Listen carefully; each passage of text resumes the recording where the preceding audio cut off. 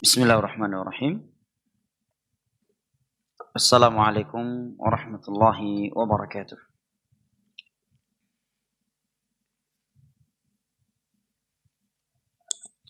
Alhamdulillah. Wassalatu wassalamu ala rasulillah wa ala alihi wa sahbihi wa sallama tasliman katsira amma ba'd. Puji dan syukur senantiasa kita panjatkan kehadirat Allah Jalla wa Ala yang telah berfirman, wa in ta'uddu ni'matallahi la tuhsuha innal insana lazalumun kafar. Dan kalaulah kalian ingin menghitung-hitung akan nikmat Allah Jalla wa Ala atas kalian, la tuhsuha, niscaya kalian tidak akan mampu menghitungnya. Innal insana lazalumun kafar, sesungguhnya manusia itu pelaku kezaliman dan kekufuran.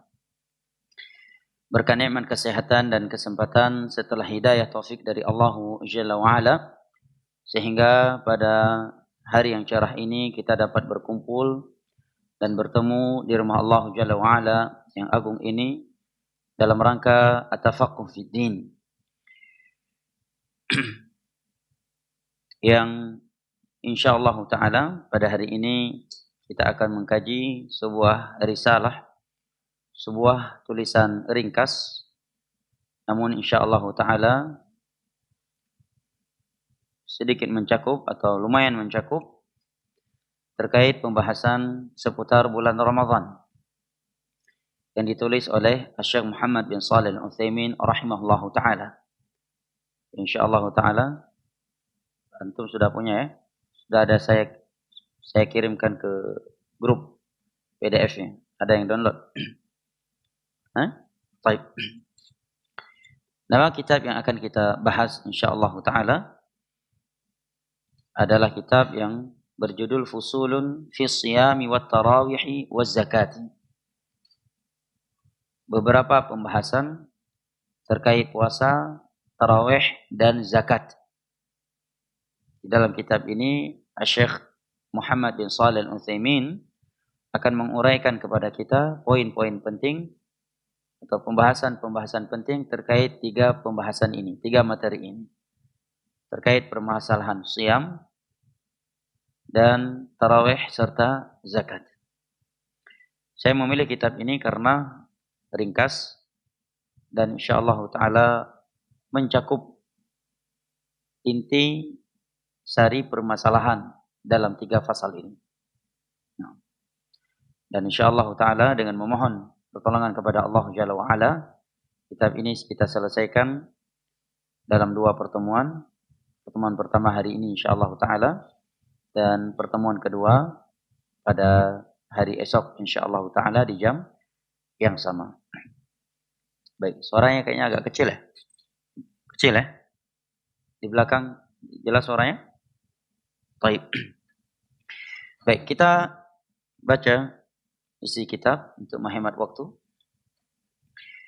Kata penulis rahimahullahu ta'ala, Bismillahirrahmanirrahim.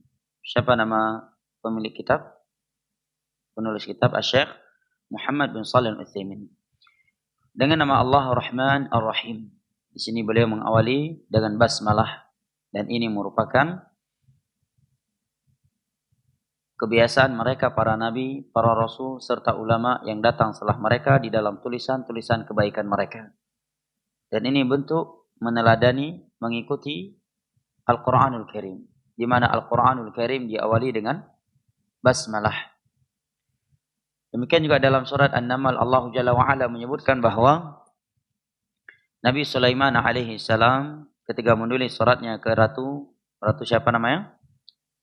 Ratu Saba. Karena penyebutan Bilqis tidak ada sanad yang sahih. Ratu Saba beliau menulisnya dengan basmalah. Innahu min Sulaiman wa innahu bismillahirrahmanirrahim. Adapun hadis yang berbunyi kullu amrin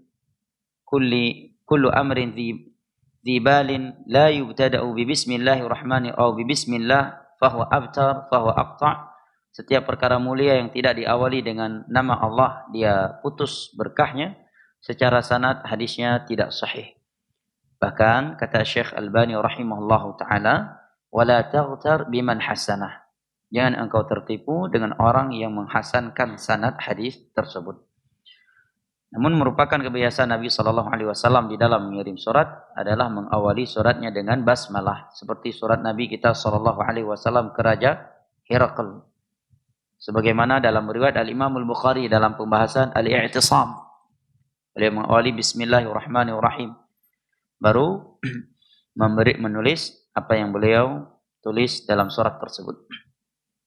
Kemudian kata penulis rahimahullahu taala, alhamdulillah nahmaduhu wa nasta'inuhu wa nastaghfiruhu wa natubu ilaih wa na'udzu billahi min shururi anfusina wa min sayyiati a'malina may yahdihillahu fala mudilla lahu wa may yudlil fala hadiya lahu wa asyhadu an la ilaha illallah wahdahu la syarika lahu wa asyhadu anna muhammadan 'abduhu wa rasuluhu sallallahu alaihi wa ala alihi wa ashabihi wa man tabi'ahum bi ihsanin ila yaumiddin wa sallama taslima, amma ba'd. Ini yang disebut dengan khutbatul hajah. Merupakan kebiasaan Nabi sallallahu alaihi wasallam setiap berkhutbah atau berceramah, beliau mengawali dengan memuji Allah Jalla wa Ala dan menyampaikan khutbatul hajah. Dan kandungan khutbatul hajah ini adalah intisari tauhid, adalah intisari akidah seorang muslim dalam beragama Islam. Makanya ketika seorang membaca khutbatul hajah ini, maka dia hendaknya ia berusaha mengerti artinya, memahami kandungannya, dan mentadabburi makna yang tersirat atau yang tersurat di dalamnya. Maka ada baiknya kita menerjemahkan khutbatul hajah ini yang seringkali kita dengarkan, tetapi tak jarang ada orang yang tidak memahami terjemahannya, atau memahami terjemahannya tetapi terkadang kurang merenungi, meresapi makna atau kandungan yang ada di dalam khutbatul hajah di sini. Di dalam khutbatul hajah di sini Nabi sallallahu alaihi wasallam menyebutkan alhamdulillah. Alhamdu itu khusus untuk Allah Jalla wa Ala. Alhamdu adalah memuji atas kebaikan yang dia miliki, baik pada perbuatan dan nama-namanya.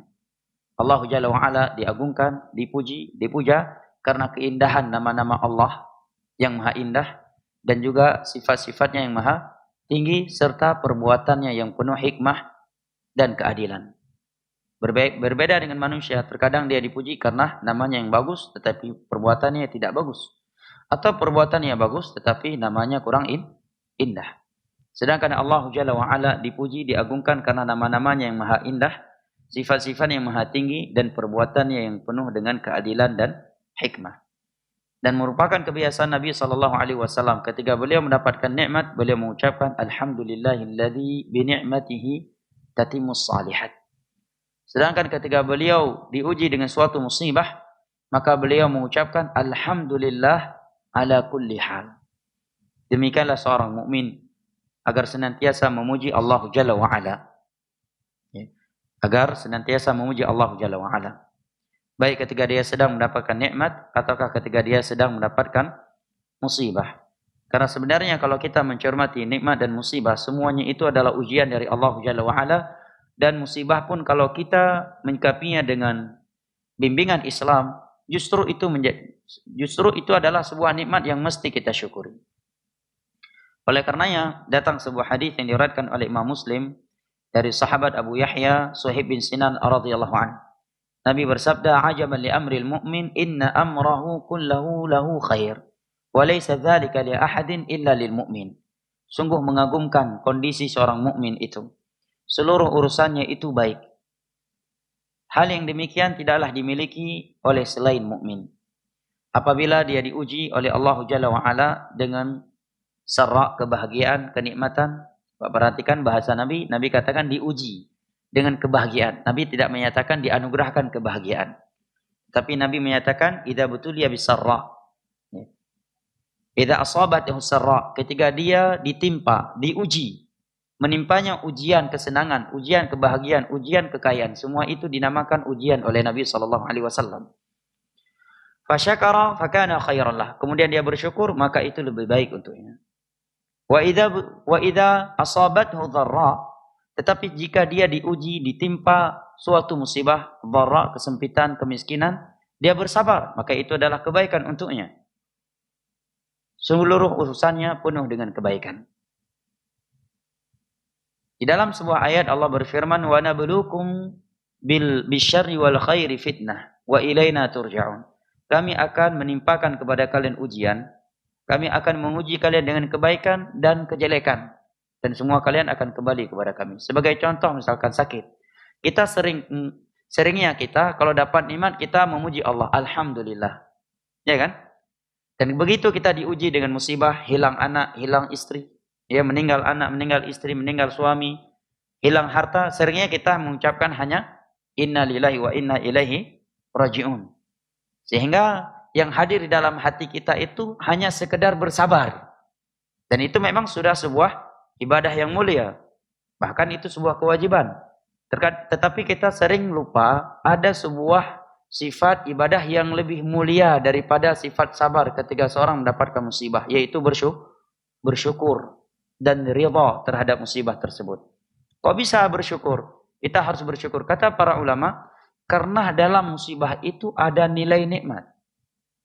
Karena setiap musibah dia akan menghapuskan dosa dan mengangkat derajat seorang hamba apabila dia berihtisab dan bersabar di atasnya. Berarti itu juga sebuah nikmat. Dihapusnya dosa itu kan sebuah nikmat. Dan nikmat harus disyukuri. Kan begitu kaidahnya. Wa idza adzana rabbukum la in syakartum la azidannakum. Dan ingatlah tatkala Rabbmu mengumumkan jika kalian mensyukuri nikmatku niscaya akan aku tambahkan. Wa la in kafartum inna adzabi lasyadid. Dan jika kalian kufur maka azabku amatlah pedih. Makanya kata para ulama, maqam yang paling tinggi ketika seorang dapat musibah adalah bersyukur. Karena musibah itu ya di dalamnya ada kandungan nikmat. Di dalam sebuah hadis Nabi bersabda, "Ma yusibul muslima min wasabin wala nasabin wala hammin wala huznin wala hatta syaukatu tusyakuhu illa kafarallahu anhu khataya." Atau kama qala Nabi sallallahu alaihi wasallam. Tidaklah menimpa seorang muslim kesedihan, kepenatan, ya, kelelahan, kegundah gulanaan, bahkan duri yang menyengatnya, melainkan itu akan menghapuskan dosanya. Dan penghapusan dosa sebuah nikmat. Dan nikmat mesti disyukuri. Makanya Nabi SAW ketika dapat nikmat mengucapkan alhamdulillahilladzi bi ni'mati tatimmus shalihat. Ketika mendapatkan musibah, beliau juga mengucapkan hal yang sama. Alhamdulillah ala kulli hal. Seringnya kita kalau dapat musibah alhamdulillah. Ketika mendapatkan musibah kita hanya mengucapkan inna lillahi wa inna ilaihi raji'un. Kita hanya sekedar mengucapkan Allahumma jurni fi musibati wa akhluf li khairan minha. Seringkali kita lupa mengucapkan alhamdulillah ala kulli hal. Kenapa? Karena yang hadir di dalam hati kita itu sekedar musibah.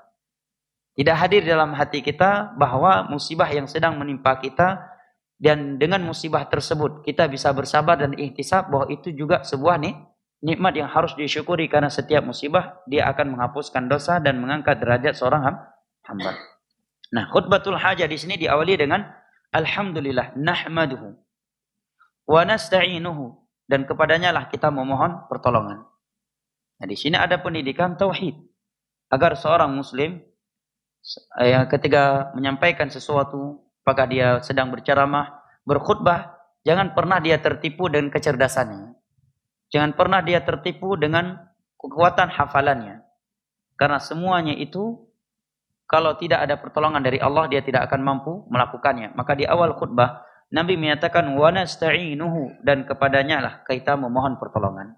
Apalagi terkadang seorang dia enggak diberikan sifat tidak pede kalau berbicara di depan orang.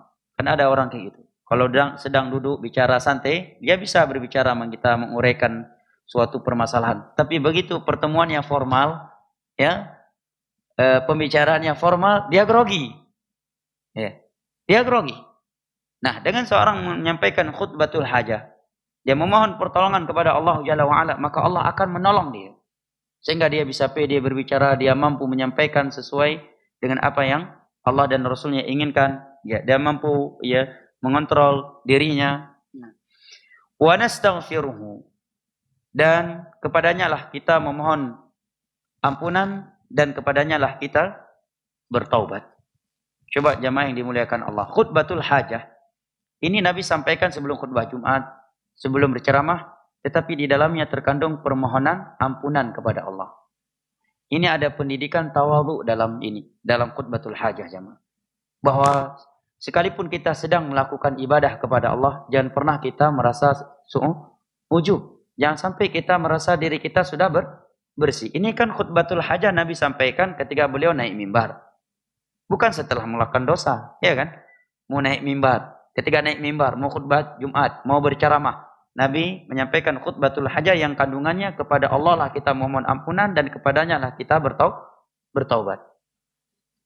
Ini ada pendidikan agar kita tawadhu kepada Allah Jalla wa Ala, agar kita membersihkan diri kita dari sifat ujub, dari sifat sombong, dari sifat merasa diri ini udah paling suci. Padahal ini di saat mau melakukan ibadah. Apalagi kita tahu diri kita ini adalah hamba-hamba yang banyak melakukan dosa. Sehingga ketika dia berceramah, dia menyampaikan sebuah materi, ya hadir di dalam hatinya bahwa materi yang ia sampaikan tersebut juga ia tujukan kepada dirinya. Bahwa dirinya itu tidaklah lebih suci daripada orang yang dia ceramahi. Bahwa dirinya itu belumlah lebih pasti diterima taubatnya oleh Allah daripada orang yang dia ceramahi. Kemudian berikutnya kata wa na'udzubillahi min syururi anfusina wa min sayyiati a'malina. Dan kita memohon perlindungan kepada Allah dari kejelekan diri kita. Karena keumuman jiwa manusia itu suka menyeru kepada kejelekan, kecuali jiwa-jiwa yang dirahmati oleh Allah. Allah berfirman, "Innan nafsa la'ammaratum bis-su'i illa ma rahima rabbi." Jiwa manusia itu suka memerintahkan kepada hal yang buruk, kecuali jiwa yang dirahmati oleh Allah. Ya, di dalam khutbatul hajah ini Nabi SAW menyebutkan permohonan perlindungan kepada Allah dari kejelekan jiwa. Karena bisa jadi seorang sedang berceramah agama, tiba-tiba jiwanya menyuruh dia kepada sifat yang buruk. Ya, menuyupkan ke dalam hatinya sifat ujub. Ya, atau mengajak dia untuk menghalalkan apa yang Allah haramkan di dalam ceramahnya, atau mengharamkan apa yang Allah halalkan, mewajibkan apa yang Allah tidak wajibkan, atau meniadakan kewajiban dari hukum Allah yang wajib. Ya, mengkaburkan hukum Allah yang jelas terang benderang. Itu sangat mungkin menimpa orang-orang yang sedang berceramah. Oke, satu kandungan dari isi khutbatul hajah, Nabi berdoa kepada Allah, ya Allah, kepada Engkaulah kami memohon perlindungan dari kejelekan jiwa-jiwa kami. Apalagi terkadang seseorang diuji oleh Allah ketika dia berceramah, di depannya audien yang sangat banyak, rupanya rata-rata dari audien yang sedang mendengar ceramah dia akan bertentangan dengan materi yang akan dia sampaikan. Ya, tiba-tiba dia masuk kepada pembahasan riba misalkan. Di depannya audien rata-rata yang mungkin ya masih di riba atau tidak menerima pembahasan itu. Maka ini ujian berat bagi seorang untuk berani atau tidak menyampaikan hukum Allah tersebut. Maka di dalam khutbatul hajah Nabi mohon perlindungan kepada Allah min syururi anfusina wa min sayyiati a'malina, dan juga kita memohon perlindungan kepada Allah dari kejelekan perbuatan kita. Karena terkadang ketika seorang menyampaikan suatu materi ada bahasa-bahasa keliru. Tanpa dia sadari itu dapat menyesatkan manusia. Dia kira itu sebuah kebenaran.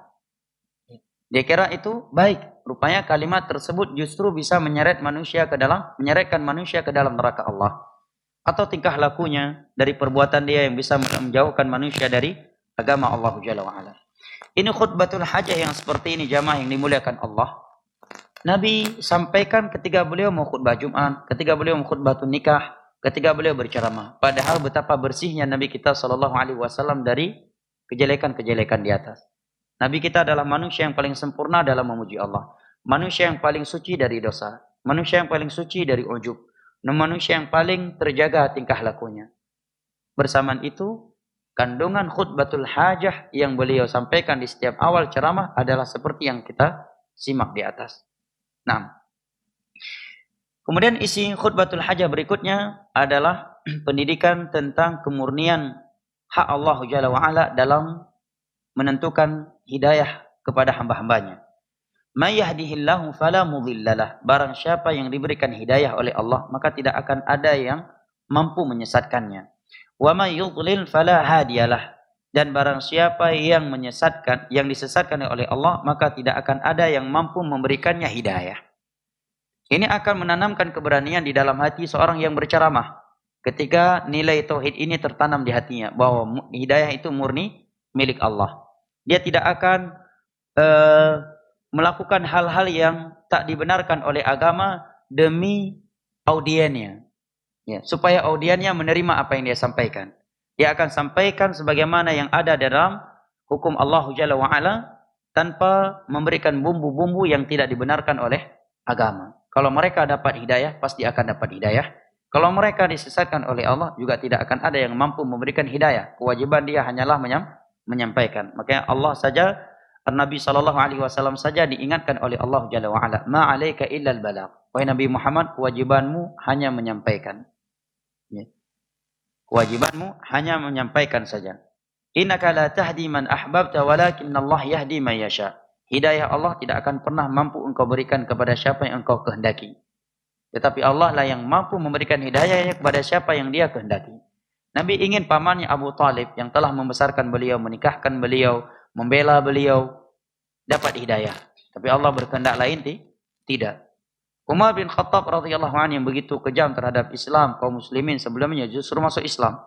Khalid ibn al-Walid yang menjadi sebab patahnya gigi geraham Nabi kita, pecahnya pipi Nabi kita sallallahu alaihi wasallam dan hancurnya perang, topi perang Nabi kita di perang Uhud justru masuk Islam. Muawiyah juga demikian.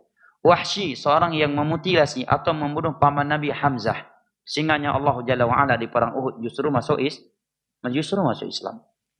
Maka seorang ketika menyampaikan masalah agama dan menyampaikan khutbatul hajah, kalimat yang seperti ini hendaknya benar-benar dia renung.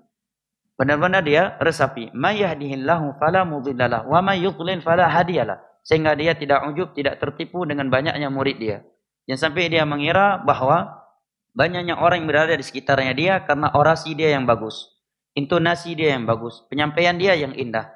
Itu semata-mata hidayah dari Allah Jalla wa ala. La haula wa la quwata illa billah. Oleh karenanya Syekh Muqbil bin Hadi Al-Wadi'i rahimahullah ta'ala, seorang ulama hadis di Yaman, ketika beliau pulang belajar dari Syekh Albani dan Syekh Bin Baz ke Yaman, Yaman itu setengahnya Syiah, setengahnya lagi Sufi. Dan beliau tinggal di Dammam. Dammam itu pusat Syiah. Ya, dan juga ada Yahudi. Ya, karena salah satu dari pusat Yahudi di menjak masa Nabi itu di Yaman. Makanya ketika Nabi mengutus Mu'ad bin Jabal ke Yaman, kan beliau berpesan, innaka ta'ti qauman min ahlil kitab. Wahai Mu'ad, engkau akan mendatangi suatu kaum yang mereka dari ahlul kitab, Yahudi dan Nasara. Itu berada di Sa'dah, Dammaj. Ya, paman-paman beliau Syiah. Beliau dari keluarga besar Syiah Rafidhah. Ya, berdakwah seorang diri. Dengan berjalan waktu, ya, muridnya ribuan, datang dari seluruh penjuru dunia. Ya, dari Indonesia dari Sabang sampai Merauke ada di Yaman.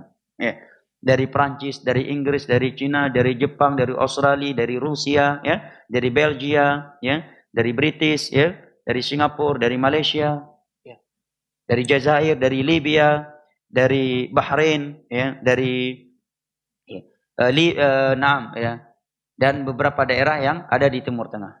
Hampir ribuan. Dan beliau seringkali menyatakan, la haula wa la quwata illa billah. Datangnya mereka ke sini bukan karena kefasihan kita, bukan pula karena kelihayan kita dalam berdakwah. Itu semata-mata la haula wa la quwata illa billah. Ini salah satu kandungan di dalam khutbatul hajah yang senantiasa Nabi SAW sampaikan. Wa asyhadu anna Muhammadan abduhu wa rasuluhu sallallahu alaihi wasallam. Terkait syahadat anna Muhammadan abduhu wa rasuluhu, sudah pernah kita bahas berulang kali di pembahasan silsilah akidah kita. Wa ala alihi. Kalimat al, dia mencakup keluarga dan seluruh orang yang mengikutinya. Oleh karenanya bala tentara Fir'aun dikatakan oleh Allah, wa yaumal qiyamati adkhilu ala fir'auna asyaddal azab. Dan pada hari kiamat hendaknya kalian masukkan Fir'aun dan bala tentaranya, ala Fir'aun. Al itu tidak hanya keluarga saja, tapi juga mencakup orang-orang yang bersamanya di dalam jalannya tersebut. Oleh karenanya para ulama yang menyatakan demikian, maka mereka menyatakan kalimat ashabihi wa man tabi'ahu ashabihi setelah kalimat wa ala alihi, ini sebagai penekanan saja. Karena kalimat ashabihi ini sudah masuk ke dalam keumuman wa ala alihi. Dan sahabat-sahabat beliau adalah orang yang berada di jalan beliau. Di dalam sastra Arab dikenal sebuah kaidah atful khas 'alal 'am yufidu ahammiyatah. Apabila sebuah kalimat yang telah disebutkan secara tersirat sebelumnya kemudian disebutkan kembali secara tersurat menunjukkan ada penekanan, ada pengkhususan kepada kalimat itu. Misalkan saya katakan datang ke rumah saya masyarakat Kuta Alam, ya, dan Imam Kuta Alam, misalkan Pak Geshid Kuta Alam. Pada kalimat masyarakat Kuta Alam itu sudah mencakup kalimat Pak Geshid.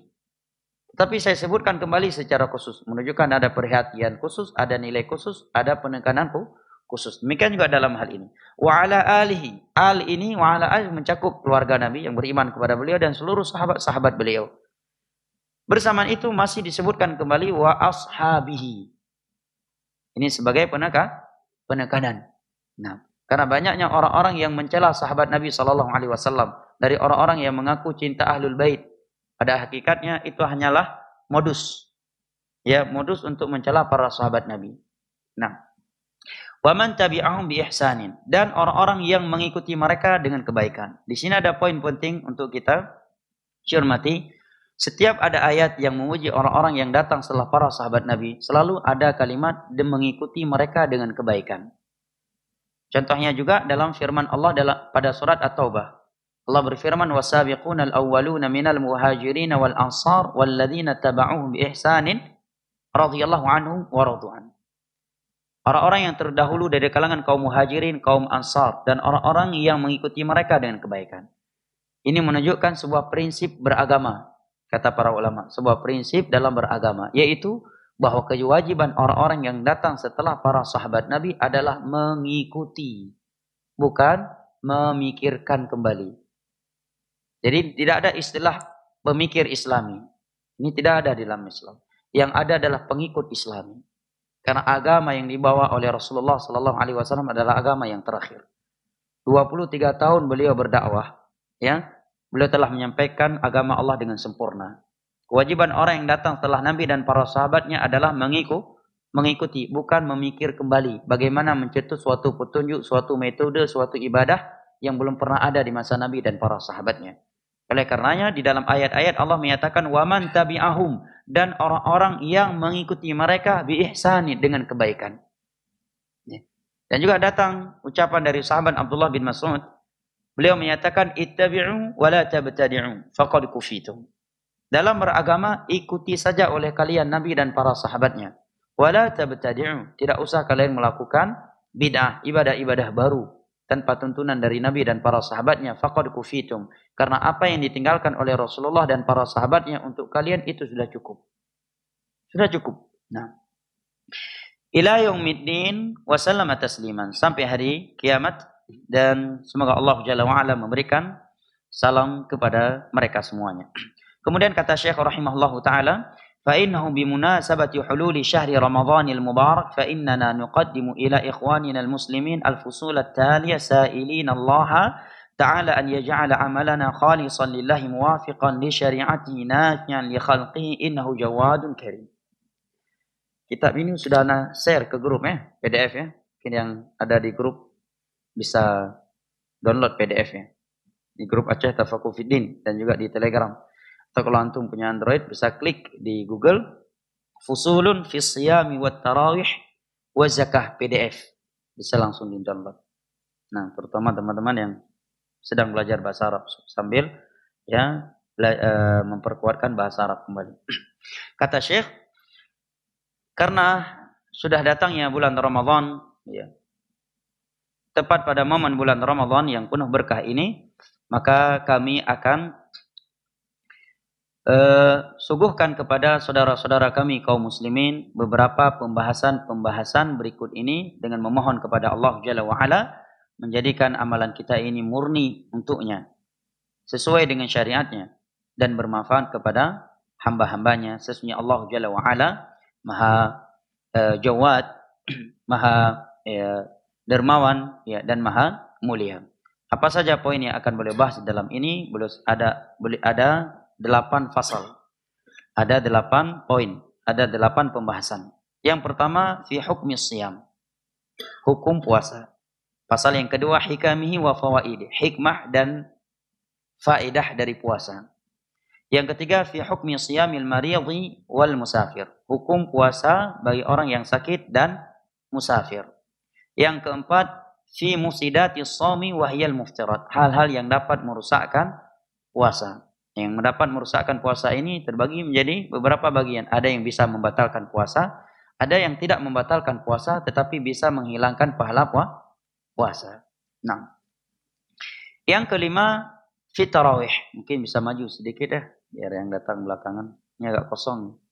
Lapangan tengahnya kosong. Jadi back semua nih, enggak ada gelandangnya.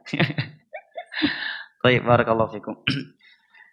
Fi tarawih, pasal yang kelima pembahasan tarawih.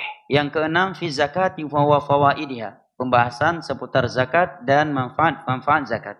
Al-faslus sabi', pasal yang ketujuh fi ahli zakat, orang-orang yang berhak menerima zakat. Yang kedelapan fi zakatil fitr, seputar zakat fitrah. Ini 8 pembahasan yang akan beliau uraikan kepada kita di dalam kitab ini secara ringkas, karena ini kitab yang ringkas. Ya, dan telah saya sebutkan tadi kenapa kita memilih kitab ini, karena keringkasannya. Di sini ada sebuah faedah dari uraian beliau di atas, ada faedah yang bagus diperhatikan oleh setiap pengajar ilmu agama. Bahkan juga mungkin bagus untuk diperhatikan oleh setiap pengajar ilmu akademik, yaitu metode dalam menyampaikan pelajaran. Apa itu? Menyampaikan isi materi secara global terlebih dahulu sebelum menguraikan pembahasan tersebut secara rinci. Dan itu kebiasaan Al-Quran. Banyak dalam pembahasan Al-Quran kita lihat, sebuah uraian diuraikan terlebih dahulu oleh Allah secara global, setelah itu baru dirinci oleh Allah. Ya, apa kira-kira contohnya? Dalam Al-Quran Allah uraikan secara global terlebih dahulu, setelah itu baru Allah uraikan secara rinci. Abu Fairuz. Contoh dalam Al-Quran. Sebelum Allah menguraikan secara rinci, Allah uraikan secara global terlebih dahulu. Apa contohnya kira-kira?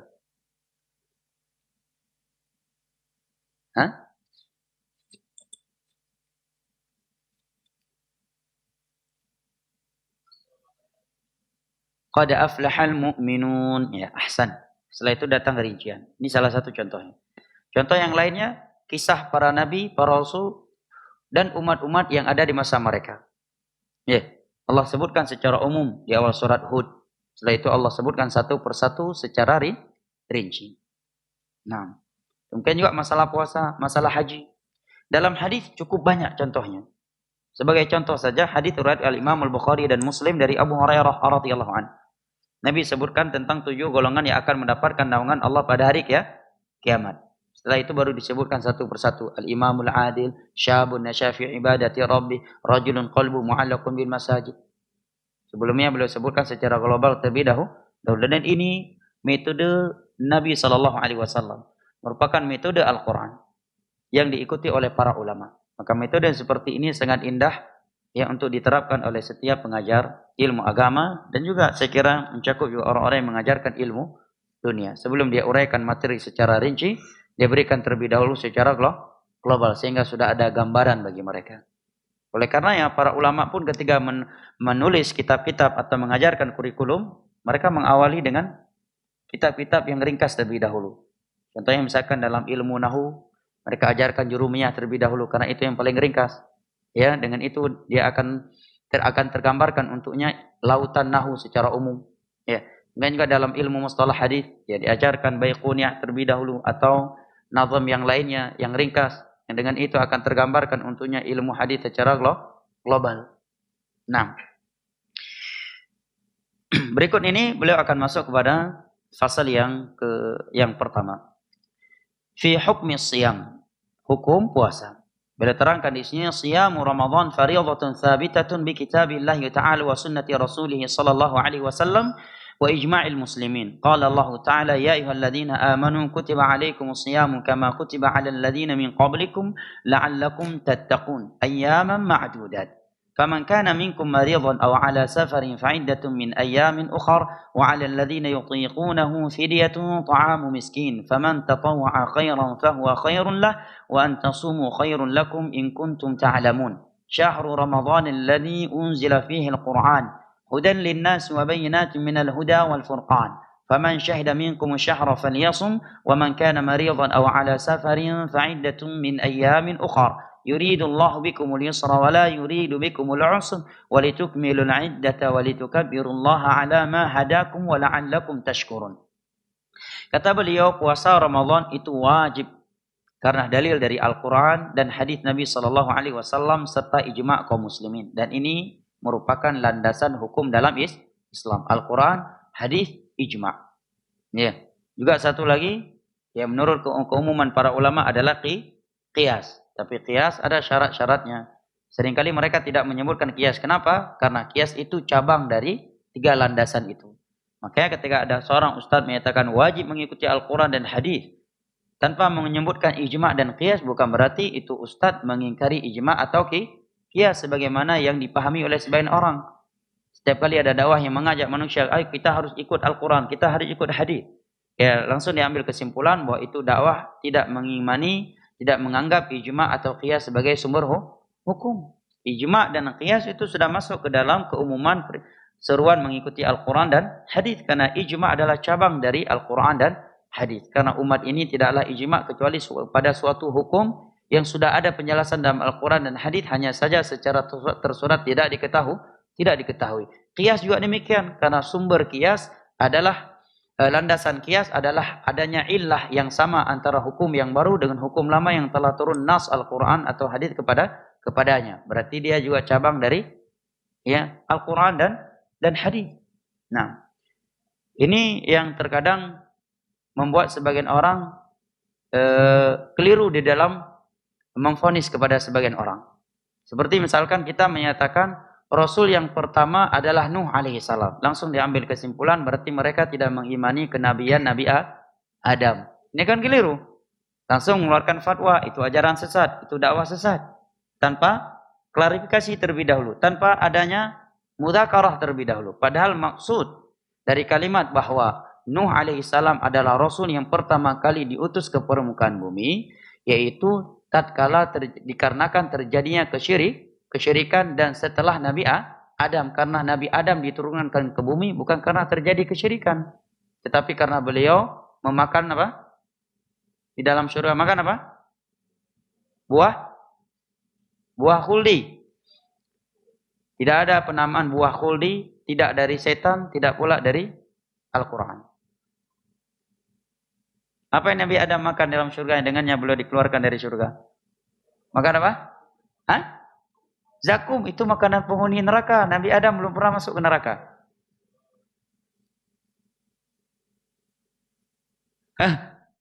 Apa?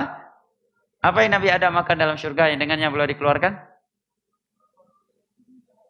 Buah yang dilarang? Tidak, beliau nggak memakan buah. Ahsan, pohon yang terlarang. Ini bahasa tepatnya, bahasa ilmiahnya. Ya, tidak disebutkan buah di dalam Al-Quran. Jangan pula kita katakan buah khuldi. Ini keliru dari banyak sisi. Pohon khuldi keliru juga, karena itu penamaan iblis. Jangan kita ikut-ikutan. Khuldi artinya kekal. Kata iblis, hal adulluka ala syajaratil khuldi wa mulkin la yabla. Wahai Musa, maukah aku tunjukkan engkau kepada sebuah pohon yang bisa membuat engkau kekal dan kerajaanmu akan selalu kekal, tidak akan binasa. Jadi yang menamakan khuldi itu adalah iblis, jangan justru kita memakainya. Ini perlu diperhatikan. Nah, sebagian orang ketika kita menyatakan Nuh alaihi salam Rasul yang pertama kali, langsung dia mengambil kesimpulan berarti mereka dakwah tersebut tidak mengimani ke Nabi Adam, sehingga keluarlah fatwa aliran ini sesat, itu sesat, ya, tanpa mudzakarah terlebih dahulu dan tanpa bertanya apa yang dimaksud bahwa Nabi Nuh alaihi salam yang pertama kali. Bahkan ada yang mengambil kesimpulan lagi, ya berarti mereka mengingkari kerasulan Nabi Idris alaihi salam. Dari sisi mana ini? Nah, makanya para ulama dalam permasalahan kaidah fusul ada sebuah kaidah bunyinya lazimul qaul laisa biqaul. Lazimul qaul laisa biqaul. Ini kaidah penting jamaah dalam bermuamalah dengan manusia. Lazimul qaul laisa biqaul. Konsekuensi ucapan seseorang tidak kita katakan itu sebagai ucapan dia. Paham ya? Konsekuensi sebuah ucapan ini bukan filsafat ya. Ini pelajaran akidah jamaah. Ya, bukan filsafat. Lazimul qaul laisa biqaul. Kandungan, konsekuensi ucapan seseorang tidak bisa dikatakan sebagai ucapan seseorang itu. Paham itu? Sekarang ketika kita ucapan tadi apa? Nuh alaihi salam adalah Rasul yang pertama kali yang Allah utus ke permukaan bumi. Ini kan kandungannya bisa ditarik, berarti nggak ada Rasul sebelum beliau, kan begitu? Berarti dia mengingkari Nabi Adam, berarti dia mengingkari Nabi Idris. Ini kan kandungannya, ini kan konsekuensi. Nah, konsekuensi ini tidak boleh kita katakan sebagai ucapan orang yang mengucapkan sebuah kalimat yang mengeluarkan konsekuensinya ini. Jelas? Tetapi tetap suatu kalimat bisa disalahkan apabila konsekuensinya kesalahan. Itu beda lagi. Seperti ketika ada sahabat yang berkata, Masya Allah wa syi'ta. Karena kehendak Allah dan kehendakmu, wahai Nabi Muhammad. Maka Nabi langsung menyalahkan beliau karena konsekuensi kandungan ucapannya itu fatal. Yaitu membarengkan kehendak Nabi dan kehendak Allah. Langsung Nabi membawa kepada kandungannya, aja'altani lillahi niddan, apakah kamu ingin menjadikan aku sebagai tandingan Allah? Ya, jelas ya? Dengan pertanyaan pengingkaran, ini adalah kandungan ucapan kamu. Jelas? Ya. Nah, ketika kita menyatakan Nabi Nuh alaihi salam Rasul yang pertama kali diutus ke permukaan bumi, maksudnya karena kesyirikan. Adapun Nabi Adam diturunkan ke bumi oleh Allah bukan karena kesyirikan, tapi karena beliau memakan sebuah pohon yang Allah larang. Ya. 10 abad setelah Nabi Adam baru terjadi kesyirikan. Begitu terjadi kesyirikan, langsung Allah utus Nabi Nuh alaihi salam karena terjadi kesyirikan. Adapun Nabi Idris, menurut Al-Quran dan hadis dia datang setelah Nabi Nuh alaihi salam, bukan sebelum Nabi Nuh alaihi salam. Nah, inilah bahayanya jika seorang atau suatu lembaga terlalu cepat memvonis. Dan itu salah satu poin yang dianggap oleh sebagian orang bahwa suatu dakwah tidak beriman kepada Nabi Adam, kenabian Nabi Adam, atau mengingkari kerasulan Nabi Idris, kan sudah jauh kali larinya. Nah, dari sini beliau menerangkan bahwa dalil dasar wajibnya puasa Ramadan adalah Al-Quran, hadis, dan ijma'. Beliau pun membawakan sebuah ayat, beberapa ayat dari Al-Quran yang sudah sangat ma'ruf saya kira. Bahkan ayat ini ayat inti di bulan Ramadan ya. Setiap penceramah naik mimbar yang menceramah subuh mau kultum pasti ayat ini selalu disampaikan. Ya ayyuhalladzina amanu kutiba alaikumusiyam kama kutiba alal ladzina min qablikum. Nah, dan saya kira sisi pendalilannya amat jelas ya. Walaupun tentunya kalau kita berhenti sejenak menguraikan, merenungi, mentadabburi beberapa pelajaran dalam ayat ini sangatlah indah, tetapi kita bukan sedang membahas kandungan ayat ini. Nah, ini ada pembahasan sendiri beberapa pelajaran dari ayat ini. Al-muhim dari ayat ini ada penjelasan kewajiban puasa. Sebagaimana puasa itu telah diwajibkan kepada umat-umat sebelum kalian. Namun timbul pertanyaan. Di sini kan Allah menyatakan sebagaimana puasa itu telah diwajibkan kepada umat-umat sebelum kalian. Apakah puasa mereka itu sama dengan puasa kita? Ya, caranya, bulannya, Ramadan juga yang diwajibkan kepada mereka ataukah bagaimana? Terjadi khilaf di antara ulama. Yang sebagian ulama menyatakan yang diwajibkan kepada mereka adalah keumuman puasa. Tanpa disebutkan puasa Ramadan. Tidak bisa dipastikan Ramadan ataukah bukan Ramadan. Ada yang menyatakan adalah Ramadan. Karena puasa yang diwajibkan kepada umat ini adalah puasa Ramadan. Sebagian ulama yang lain menjawab, tidak bisa demikian. Karena puasa yang pertama kali diwajibkan kepada umat ini bukan puasa Ramadan. Bahkan puasa Asyura. Ya, sebelum Nabi datang ke Madinah, puasa yang pertama kali diwajibkan kepada umat Islam adalah puasa Asyura. Ya. Kemudian pada tahun kedua Hijriah, di bulan Sya'ban, diwajibkanlah puasa Ramadan. Maka puasa Asyura yang tadi yang wajib menjadi sunnah.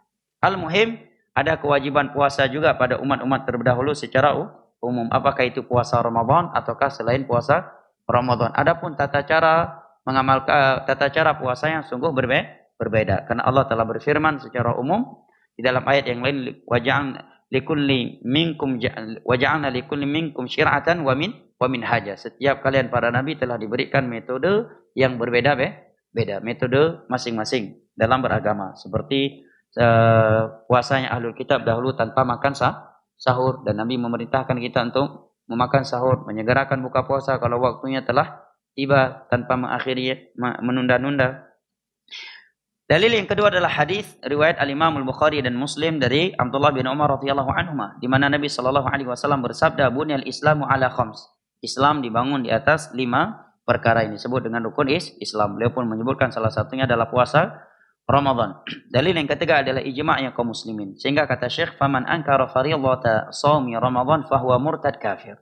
Barang siapa yang mengingkari, bukan sekedar tidak puasa, dia mengingkari kewajiban puasa, maka dia murtad kafir karena dia telah mengingkari salah satu dari rukun Islam. Tapi kalau dia mengimani puasa Ramadan tetapi tidak melakukannya, maka sepakat ulama dia tidak kafir selama tidak menganggap itu perbuatan yang halal. Yustatabu fa in taba wa aqarra bi fardhati fadak. Orang yang mengingkari wajibnya puasa bulan Ramadan yang merupakan salah satu dari 5 rukun Islam, dia diminta taubat. Kalau dia taubat dan membenarkan syariat Islam, syariat puasa, maka diterima. Kalau tidak, maka dia dibunuh. Tentunya yang melakukan hal ini adalah penguasa, bukan individu masyarakat, karena itu akan membuka pintu keonaran. Kemudian beliau menerangkan kepada kita sejarah kewajiban puasa Ramadan, yaitu di tahun kedua Hijriyah, di bulan Sya'ban, ya, sehingga Nabi SAW melakukan puasa Ramadan sebanyak 9 kali. Dan Imam Nawawi menyebutkan bahwa ini menurut kesepakatan ulama. Ya, Nabi puasa Ramadan sebanyak 9 tahun, 9 kali. Karena puasa Ramadan itu diwajibkan di bulan Sya'ban di tahun kedua Hijriah, dan Nabi kita SAW diwafatkan oleh Allah pada bulan Rabiul Awal masuk tahun ke-11. Kemudian kata beliau, "Fala yajibu as-shaumu 'alal kafir wa la yuqbal minhu hatta yuslim." Maka puasa itu tidak wajib kepada orang kafir dan tidak akan diterima darinya sampai dia Islam. Ini kaidah, ini adalah akidah yang perlu kita perhatikan jamaah. Dan terkadang kaidah ini pudar di sebagian orang. Dan sebagian mereka bukan orang yang tidak memahami ilmu agama. Justru sebagian mereka orang-orang yang sudah punya titel tinggi dalam ilmu agama. Sehingga ada yang berkata bahwa orang-orang kafir, saudara-saudara kita luar Islam, kalau mereka ikhlas dalam melakukan kebaikan, mereka juga akan mendapatkan syurga di sisi Allah. Ini kan akidah yang sangat fatal. Pada jelas-jelas dalam Al-Quran Allah berfirman, وَمَا مَنَعَهُمْ أَن تُقْبَلَ نَفَقَاتُهُمْ إِلَّا أَنَّهُمْ كَفَرُوا بِاللَّهِ. Tidaklah sedekah-sedekah mereka itu ditolak oleh Allah, melainkan karena mereka kufur kepada Allah Jalla wa'ala. Jangankan orang kafir, orang yang mengucapkan 2 syahadat, apabila dia melakukan salah satu dari pembatal 2 syahadat dan tidak bertobat darinya, maka nggak akan diterima lagi seluruh ibadah yang ia lakukan. Sebagai contoh, misalkan dia mengingkari wajibnya puasa Ramadan, dia mengucapkan 2 syahadat, dia sholat 5 waktu, dia haji, dia umroh, tapi dia tidak mengimani bahwa puasa Ramadan salah satu dari rukun Islam, maka seluruh ibadah dia nggak akan diterima. Apalagi orang yang sama sekali tidak mau mengucapkan 2 syahadat. Nah, dan inilah sengsaranya orang kafir. Kalau dia berbuat ibadah tidak diterima karena dia kafir. Tapi ketika di hari kiamat nanti dia diazab atas kekufurannya dan atas peninggalan dia terhadap seluruh perintah Allah. Karena orang kafir, ya, mereka diutarakan kepada mereka kewajiban-kewajiban agama. Tetapi kalau mereka mengamalkannya tetap tidak sah sampai mereka masuk Islam. Sehingga azab pada mereka di hari kiamat berlipat-lipat. Azab atas kekufurannya, azab karena dia tidak sholat, azab karena dia tidak zakat, dia tidak haji, dia tidak umroh, atau tidak melakukan kewajiban-kewajiban lainnya yang Allah Jalla wa'ala wajibkan. Yang apabila dia melakukannya tetap tidak sah kalau dia tidak masuk ke dalam Islam.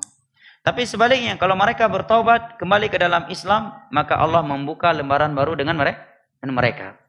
Qul lil ladzina kafaru in yantahu yughfar lahum ma qad salaf. Katakanlah wahai Nabi Muhammad, jika mereka berhenti dari kekufuran, maka akan diampuni seluruh dosa yang telah mereka lakukan sebelum Islam. Al-Islam yahdumu ma qabla. Islam akan menghancurkan, menghapuskan dosa-dosa sebelum Islam. Wala yajibu sum 'ala shaghir hatta yablugh. Tidak akan, dan puasa juga tidak wajib kepada anak kecil sampai ia besar. Dalilnya adalah hadis Nabi sallallahu alaihi wasallam, rufi'atil qalam an thalathah. Pena pencatatan amalan diangkat dari tiga orang. Yang pertama kata Nabi sallallahu alaihi wasallam, anis sabi hatta yahtalim, dari anak kecil sampai dia baligh. Mimpi basah. Nabi sebutkan mimpi basah karena mimpi basah salah satu dari tiga tanda baligh. Tanda baligh itu pada seorang lelaki ada 3. Apabila telah terjadi satu dari 3 perkara tersebut, maka seorang telah dikatakan berumur baligh. Dosa-dosa yang dia lakukan akan dia pertanggungjawabkan sendiri. Dan dia telah berkewajiban melakukan isi agama ini. Yang pertama mimpi basah. Yang kedua mimpi basah ma'ruf ya, nggak perlu diperjelaskan lagi. Bukan mimpi disiram oleh orang dengan air. Ya, ini mimpi melihat suatu perbuatan yang layaknya itu adalah perbuatan pasangan suami istri. Bukan mimpi disiram air oleh orang lain. Baik, yang kedua, telah berumur 15 tahun dengan hitungan hijriah. Karena hukum dalam Islam yang berkaitan dengan waktu itu semuanya dengan hijriah, bukan dengan Masehi. Dan sudah ada perbedaan jauh antara Masehi dengan Hijri. Berapa hari bedanya? Ya? 11 hari bedanya. Ya. Karena dalam Islam bulan enggak lebih dari 30 hari dan tidak kurang dari 29 hari. Sedangkan dalam Masehi ada 28, 29, 30 dan 31. Nah. Yang ketiga adalah tumbuhnya nabat haul al-farj. Nabatus syar. Tumbuhnya, rambut di sekitar kemaluannya. Dalilnya adalah ketika Nabi SAW menawan adanya tawanan kaum musyrikin, maka siapa di antara mereka yang telah tumbuh rambut di sekitar kemaluannya, maka ditegakkan kepadanya hukum yang Nabi perintahkan kepada mereka. Ya. Dan ditambah satu lagi untuk kaum wanita adalah haid. Akan tetapi merupakan kebiasaan ulama salaf, para sahabat Nabi, mereka membiasakan anak-anak kecil mereka yang belum balik untuk berpuasa agar terbiasa dengannya. Sebagian mana telah datang riwayat-riwayat sahih dalam hal itu. Kemudian kata penulis rahimahullahu taala, famata hasala lis-shaghir. Nah, telah saya sebutkan. Wa ala hadza wala yajibu shum ala faqidil aql. Juga puasa itu tidak wajib kepada orang yang hilang akalnya karena gila. Karena gila atau taghayyur dimag, terjadi perubahan pada sarafnya. Kan orang yang hilang akalnya enggak mesti gila kan? Ada yang gila, ada yang pikun misalkan. Karena faktor usia. Ya, pikun. Atau yang semisal dengannya. Mereka tidak wajib. Bahkan juga tidak sah kalau mereka melakukannya. Karena Nabi menyatakan anil majnun hatta yufiq.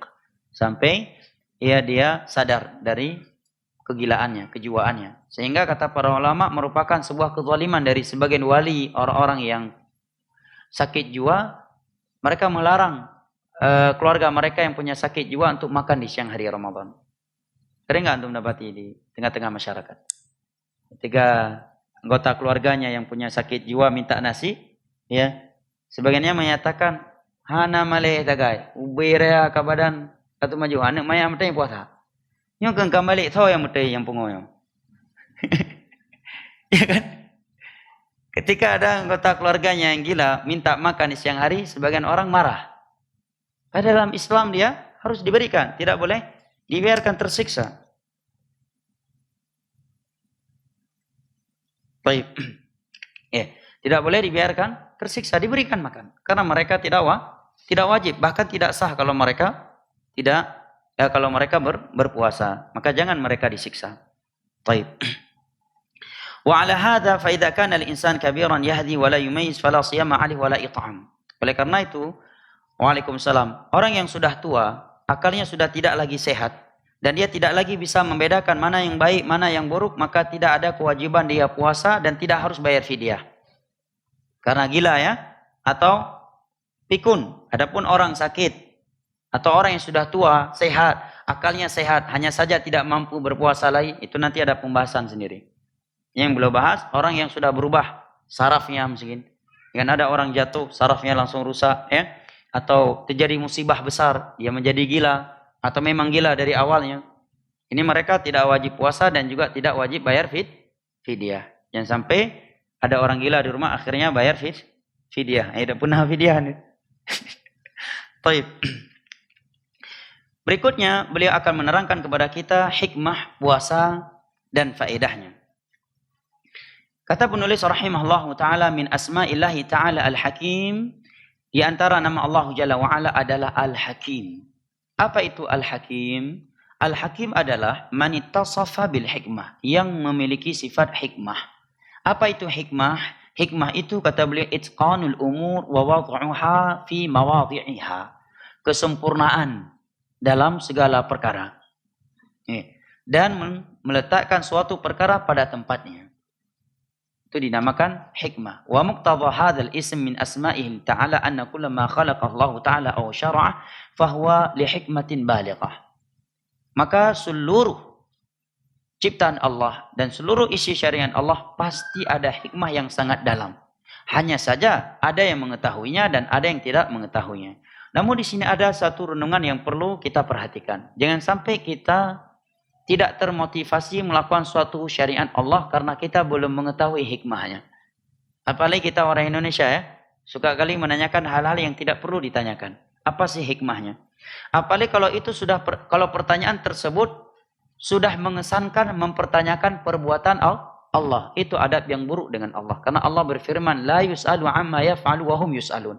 Allah tidak dipertanyakan atas perbuatannya, tetapi perbuatan manusialah yang akan dipertanyakan oleh Allah Jalla wa'ala. Jangan sampai kita bertanya, kenapa sih Allah menciptakan ini? Kenapa sih Allah syariatkan ini?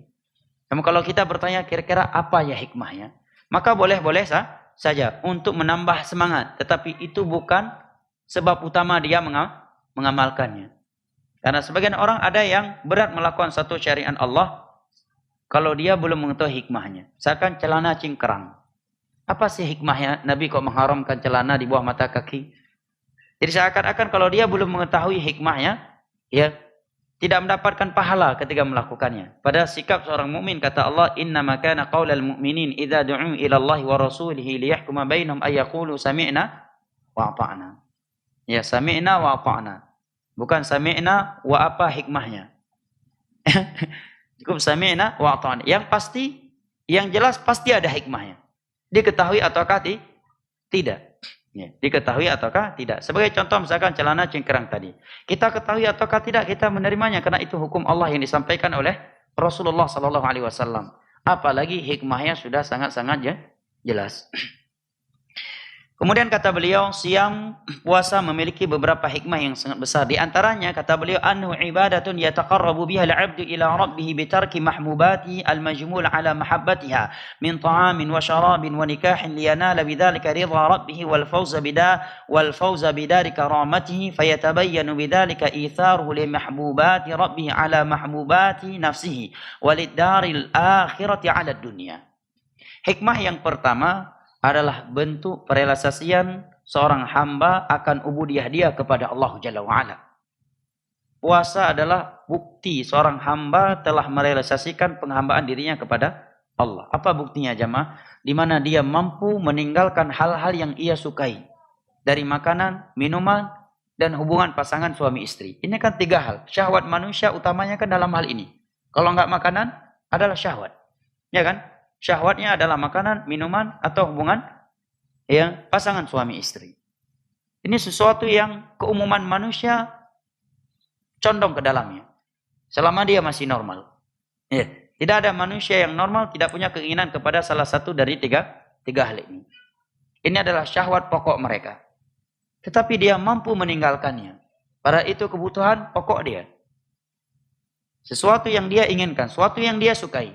Demi meraih ridho Allah Jalla wa'ala Rabbnya. Demi meraih syurga Allah Jalla wa'ala. Sehingga dengan itu jelaslah dia telah mengutamakan kecintaan Rabbnya daripada kecintaan dirinya. Dia cinta kepada makanan, tetapi dia tinggalkan demi kecintaan Allah Jalla wa'ala yang akan dia raih. Dan demi kehidupan akhirat daripada kehidupan dunia. Makanan, minuman, syahwat tadi adalah kehidupan dunia. Dia tinggalkan demi kehidupan akhirat. Dan Nabi SAW bersabda, "Huffatil jannatu bil makarih wa huffatin naru bisyahwat." Tirai syurga Allah itu adalah hal-hal yang tidak disukai oleh nafsu manusia. Sedangkan tirai neraka Allah itu adalah hal-hal yang disukai oleh hawa nafsu. Hadis riwayat Imam Al-Bukhari dari Abu Hurairah radhiyallahu anhu. Oleh karenanya, Allah berfirman di dalam surat An-Nazi'at, "Wa amma man khafa maqama rabbih wa nahan nafsa 'anil hawa, fa innal jannata hiyal ma'wa." Adapun orang yang takut kepada Allah dan mampu mematahkan hawa nafsunya, maka syurga adalah tempat untuknya. Coba perhatikan ayat yang mulia ini. Sebelum Allah menyebutkan dia mematahkan hawa nafsunya, Allah menyebutkan terlebih dahulu apa jemaah? Dia takut kepada Allah. Menerangkan kepada kita, kata para ulama, seorang tidak akan pernah mampu dan tidak akan mungkin dia mampu mematahkan hawa nafsunya kalau rasa takut kepada Allah tidak hadir di dalam hatinya. Oleh karenanya para ulama menyatakan dalam pintu maksiat, terkait maksiat, yang menyelamatkan seseorang itu bukan ilmu agama yang dia miliki. Bukan karena dia banyak hafal ayat Al-Quran, karena dia banyak hafal hadis Nabi, karena dia pandai bahasa Arab, tetapi yang menghalangi dia untuk melakukan zina, khamar, membunuh, dan seterusnya adalah rasa takut dia kepada Allah di dalam hatinya. Kayak para ulama menyatakan yang menyelamatkan seorang dari syubhat adalah ilmu agama. Tetapi menyelamatkan seorang dari syahwat adalah kesabaran. Menahan hawa nafsu, dan tidak mungkin dia mampu sabar menahan hawa nafsunya kalau dia tidak punya rasa takut kepada Allah Jalla wa'ala.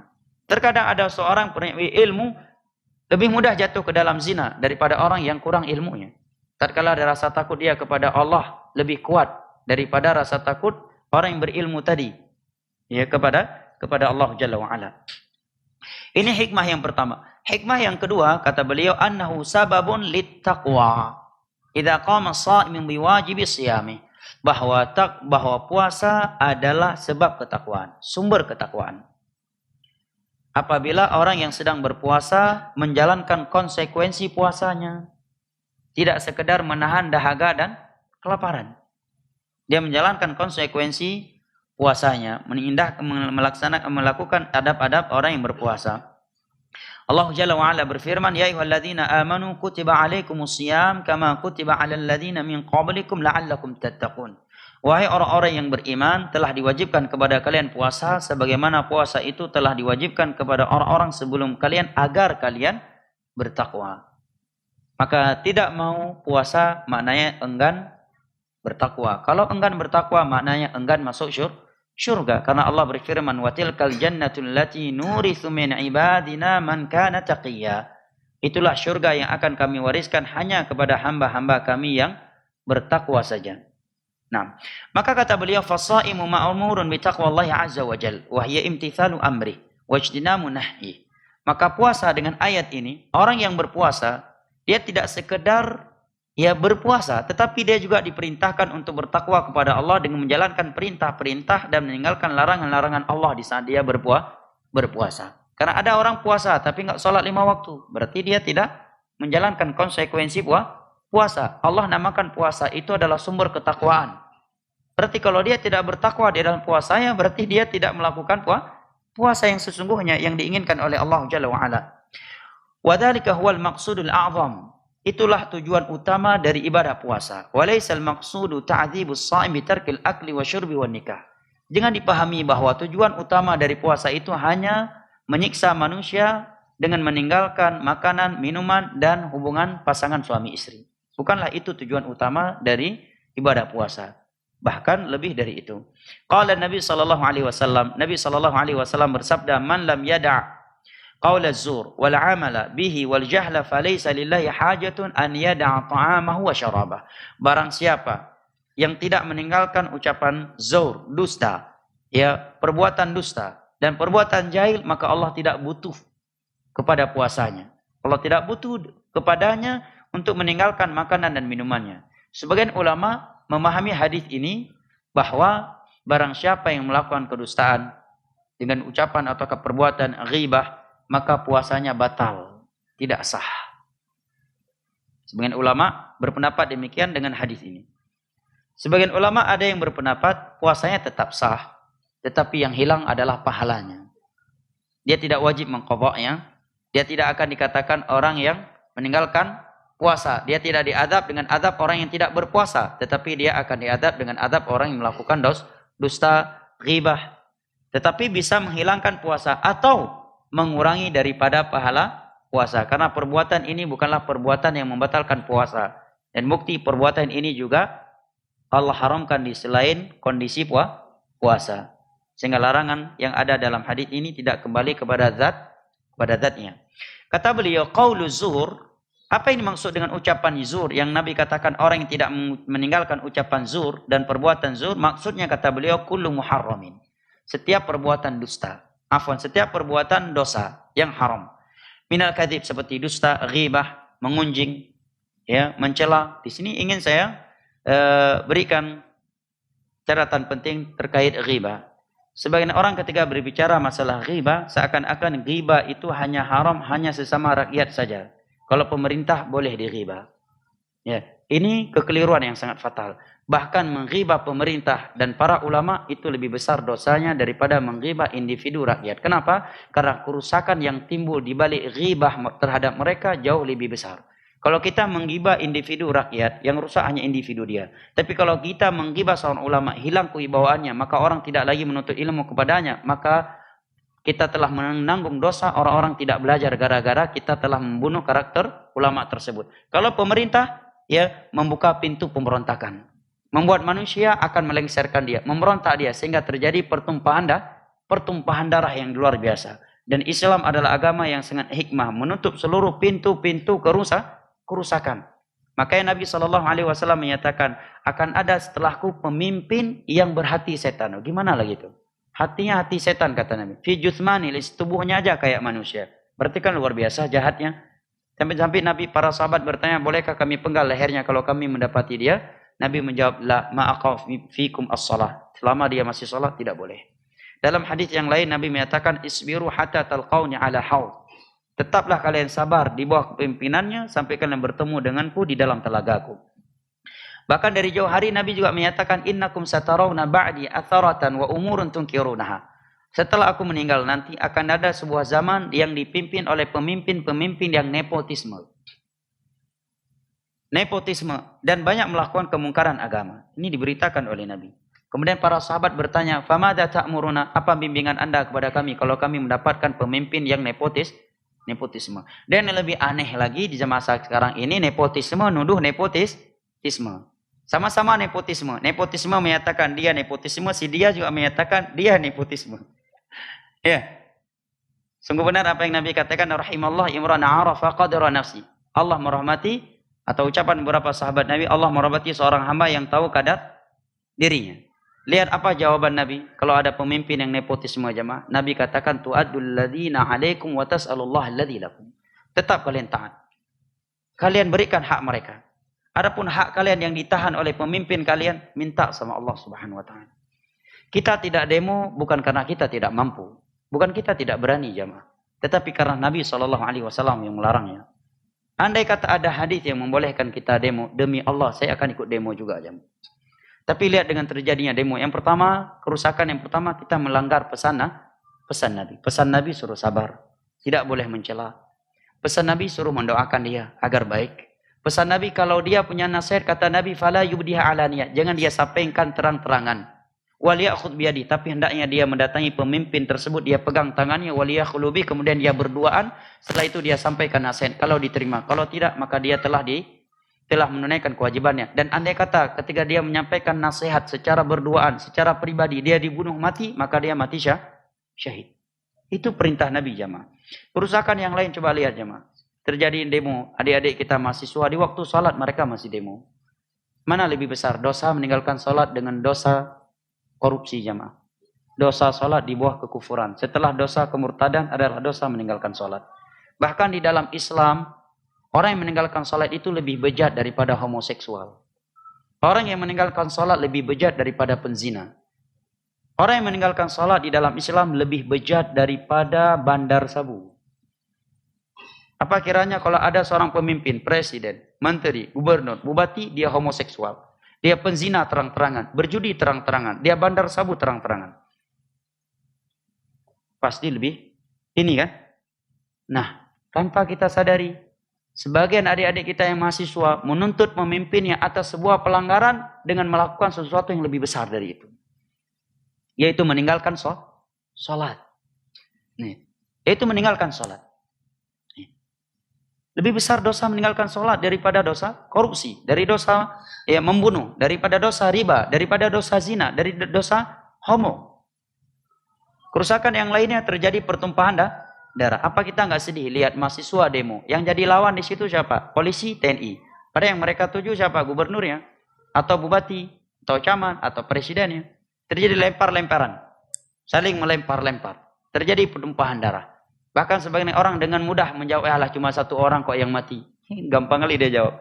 Pada Nabi menyatakan, la zawalu dunya ahwanu indallah min safaki dami muslim. Hancurnya dunia lebih mending di sisi Allah daripada hancurnya tumpahnya darah seorang muslim. Bahkan Nabi menyebutkan kehormatan muslim lebih besar daripada kehormatan Ka'bah. Maka dalam Islam segala aksi yang bisa menyebabkan perang saudara, segala aksi yang bisa menyebabkan pertumpahan darah itu ditutup dalam Islam.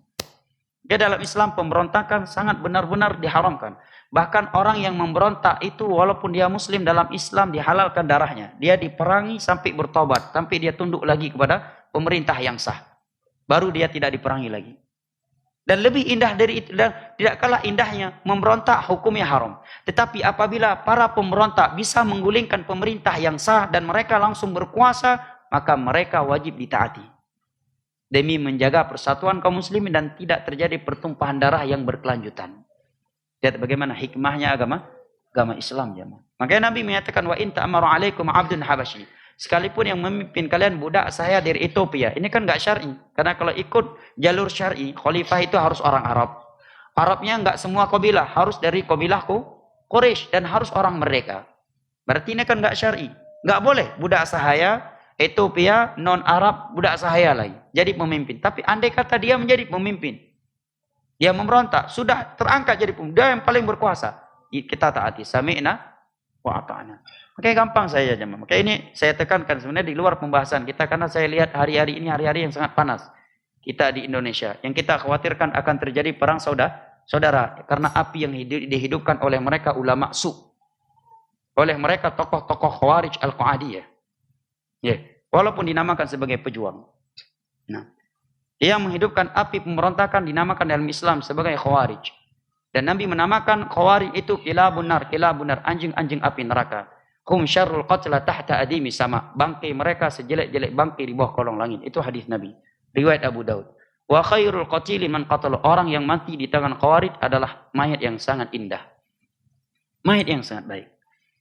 Sekarang andai kata terpilih siapa saja jamaah. Mau yang nanti diangkat jadi presiden Bapak Jokowi, Pak Ma'ruf Amin, ataukah Bapak Prabowo dan Sandiaga Uno, kita kaum mukmin punya dua prinsip yang tidak boleh hilang. Yang pertama prinsip terhadap iman kepada takdir. Ya kan? Segala sesuatu itu terjadi dan takdir Allah. Ya. Apakah dengan kecurangan ataukah tanpa kecurangan? Kita tidak membahas itu. Karena kita bukan ahlinya dan kita juga nggak punya bukti yang kuat. Bisa jadi curang, bisa jadi tidak. Kita nggak punya bukti yang kuat. Ya. Apalagi media sekarang luar biasa kan? Ya, kambing mati aja bisa dipolitisasi, ya kan? Yang kedua, manhaj kita Ahlussunnah wal Jamaah apa jamaah? Bersabar di bawah penguasa yang zalim. Andai kata dia zalim. Udah ini aja kita pegangi dua. Siapa yang akan jadi pemimpin tadi? Semuanya dengan takdir Allah. Satu, tidak boleh kita ingkari takdir Allah. Ya, takdir Allah diterima, diimani. Yang kedua, kita sikapi dengan syari. Nabi sudah memerintahkan kita, andai kata ada penguasa yang berhati setan, nepotisme, zalim, merampas harta kalian, daraba dhahrak, dan dia suka mencambuk punggungmu, isma' wa ati, tetap dengar taat selama yang engkau taati bukan maksiat. Kecuali Bapak Presiden bilang kalian harus berzina seminggu sekali. Mohon maaf, la ta'ata li makhluqin fi maksiatil khaliq. Ya. Tapi selama bukan dalam hal yang maksiat, isma' wa ati kata Nabi. Dengar dan taati. Wa in daraba dhahrak wa akhadha malak. Walaupun dia mencambuk punggungmu dan mengambil hartamu, mengambil harta dan mencambuk manusia, zalim bukan jemaah? Kezaliman kan? Tapi suruh taati jemaah. Darah yang pertama kali tumpah dalam sejarah Islam di tangan kaum Khawarij adalah darah menantu Nabi SAW, Utsman bin Affan, dan beliau sedang membaca Al-Quran. Yang kedua adalah menantu beliau yang berikutnya, Ali bin Abi Thalib, menantu sekali sepupu beliau. Yang membunuh Ali bin Abi Thalib, Abdurrahman bin Muljim, hafal Al-Quran, hafal ribuan hadis. Dia berjenggot juga, berjubah juga. Bahkan ketika dia dieksekusi, dia berzikir kepada Allah. Jangan tertipu dengan penampilan. Selama itu pemahaman bertentangan dengan Al-Quran dan hadis, kalau dia paham Khawarij, tetap dikatakan Khawarij. Mau dinamakan imam ini, imam itu, terserah. Kalau dia Khawarij, dia Khawarij. Ya, Abdurrahman bin Muljim, kalau dia ada di masa sekarang, mungkin kita tidak mampu menyesatkan dia. Karena melihat ibadah dia yang luar biasa. Mereka puasa Daud loh. Puasa Daud. Khawarij di masa Utsman dan Ali puasa Daud. puasa sunnah, salat tahajudnya melebihi salat tahajudnya para sahabat. Ya, Utsman bin Affan ketika dibunuh beliau sedang baca Al-Quran. Itulah fitnah jamaah. Kalau udah terjadi fitnah, itu luar biasa. Jamaah haji diutarakan ke rumah Utsman untuk membantu Utsman. Ali dan sahabat-sahabat lain ketika melihat Utsman mau dibunuh, nggak bisa buat apa-apa lagi. Jamaah haji dikerahkan ke rumah Utsman. Ya, itu gaya-gaya lama. Ya, kita haji, kita umrah, kita sholat Masjid Nabawi. Setelah itu dikerahkan masa ke rumah Utsman bin Affan. Ya, makanya dakwah Ahlussunnah selalu memerangi, memperingatkan manusia dari aksi-aksi yang mungkin tujuan utamanya baik, tapi sangat rentan terjadi pertumpahan darah dengan aksi itu. Ya. Apakah aksi demonstrasi ataukah ini semisal dengannya? Maka nasihat saya buat teman-teman, adik-adik kami yang masih mahasiswa, hendaknya bersikap bijaklah. Ya, waktu kita cuma 1,5 jam di dunia ini, nggak lebih dari itu. Ya, dalam 1,5 jam ini kita diberikan waktu, kesempatan untuk menyelamatkan diri kita dari neraka Allah dan ya meraih surga Allah. Lihat bagaimana aksi-aksi yang terjadi hari-hari ini. Secara kasat mata orang yang punya akal sehat nggak tahu agamanya bisa mengingkari itu. Salat tidak menghadap ke kiblat, ya kan? Bentuk bulat seakan-akan Ka'bah di depannya dengan alasan darurat, campur baur laki perempuan salat di kiri kanannya. Darurat dari mana? Itu sesuatu yang diciptakan sendiri. Dan sekarang kondisi Indonesia seakan-akan sekarang akan terjadi perang Uhud, perang Badar, perang Hunain. Subhanallah. Ya, padahal semuanya muslim. Ini perlu saya ingatkan karena saya lihat hari-hari ini luar biasa ini. Panasnya. Ya. Kalau di Saudi orang-orang yang memprovokasi ini ya selesai. Satu-satu. Selesai. Kalau di masa para salaf juga demikian. Ya, kalau kita lihat sejarah Khulafa ar-Rasyidun, ya orang-orang yang suka memprovokasi masih diciduk satu persatu. Karena itu dinamakan Khawarij Al-Qa'adiyah oleh para ulama akidah. Dia nggak ikut aksi, dia nggak ikut ngebom, dia nggak ikut demo, tapi dia main di atas mimbar. Main dengan mic-nya. Ini lebih berbahaya daripada Khawarij yang ikut aksi. Khawarij yang provokasi ini, kalau bahasa Indonesia kita provokator, itu diistilahkan oleh ulama dalam pembahasan akidah Al-Khawarij Al-Qa'adiyah.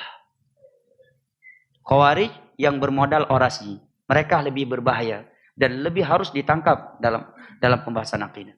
Kita bahas kaidah umumnya Khawarij yang diutarakan kepada individu orang di Indonesia atau kemana. Bahaya nanti ini. Ya. Dan lihat bagaimana suatu negara ketika sudah terjadi itu jamaah. Ini karena bertepatan pembahasan ini dan juga kita Indonesia lihat hari-hari ini luar biasa. Ya, dan teman-teman yang tahu di kondisi negara juga bisa melihat bagaimana. Apa jadinya Indonesia jamaah kalau terjadi perang saudara. Saya hidup di Yaman 5 tahun jamaah. 2011 itu terjadi pelengseran besar-besaran terhadap Ali Abdullah Saleh. Sekian ribu mati kaum muslimin. Sama siapa perangnya? Sesama muslim. Gas yang dulu ya 300 real. Awal saya datang 300-400 real. Sekarang mungkin udah hampir 2000 real harga gas. Ya.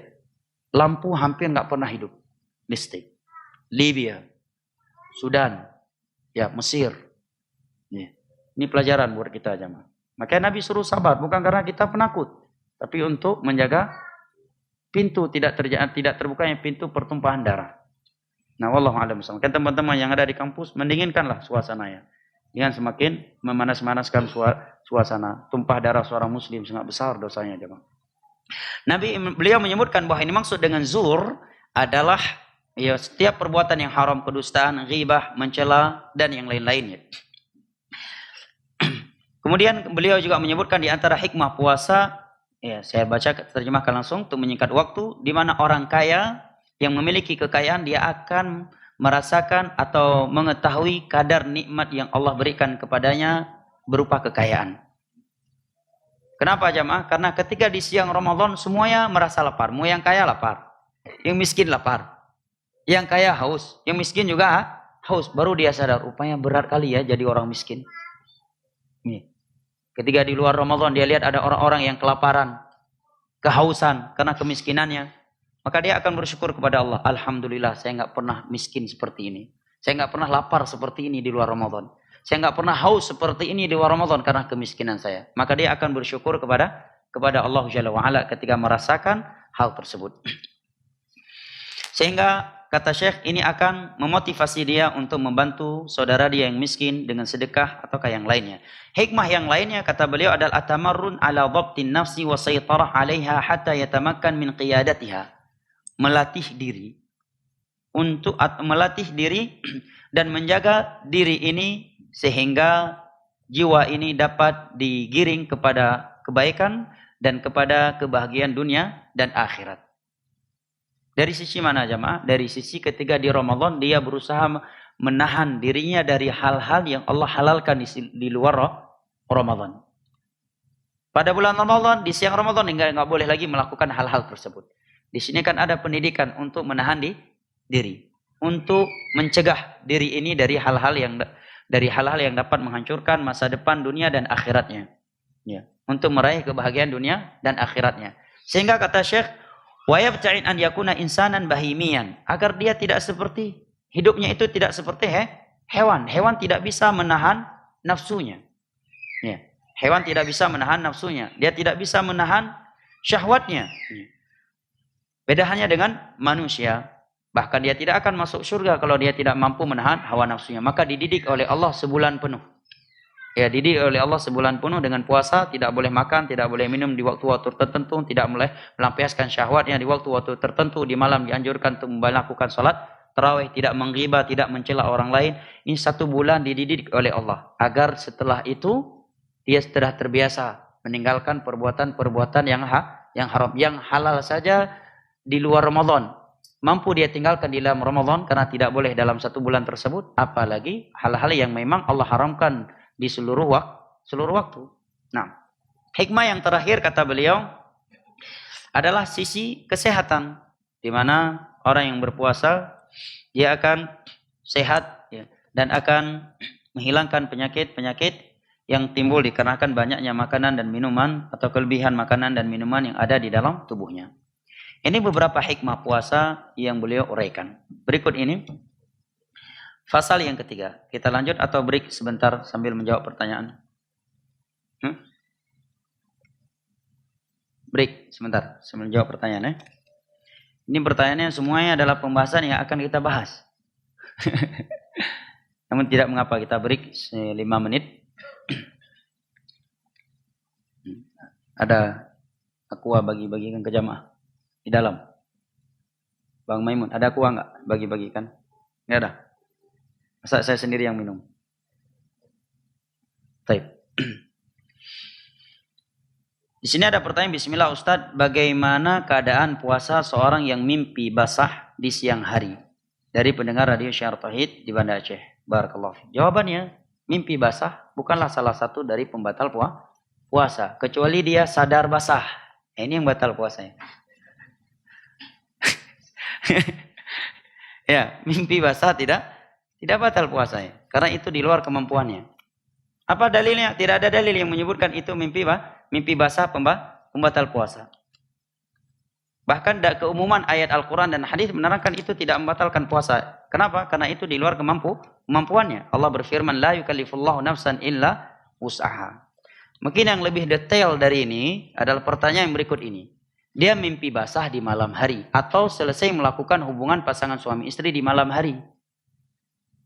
Mau mandi duluan, khawatir nggak cukup waktu makan sahur. Akhirnya dia makan sahur. Begitu selesai makan sahur, adzan dikumandangkan, dia belum mandi junub.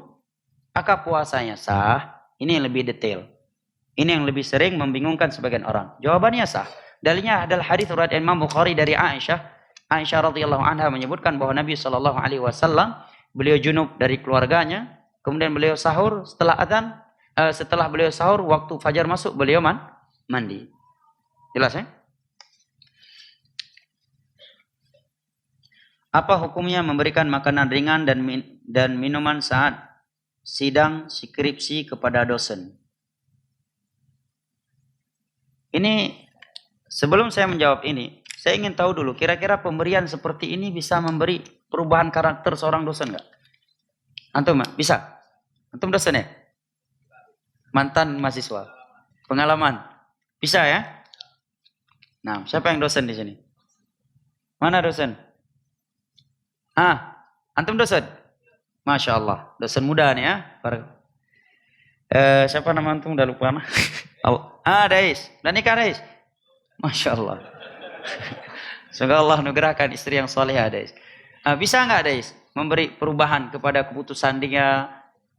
Atau itu sebuah formalitas yang sudah berjalan di kampus, ya, dan sama sekali tidak ada sisi 0,5% pun bisa membuka ruang si orang dosen bersikap basa-basi.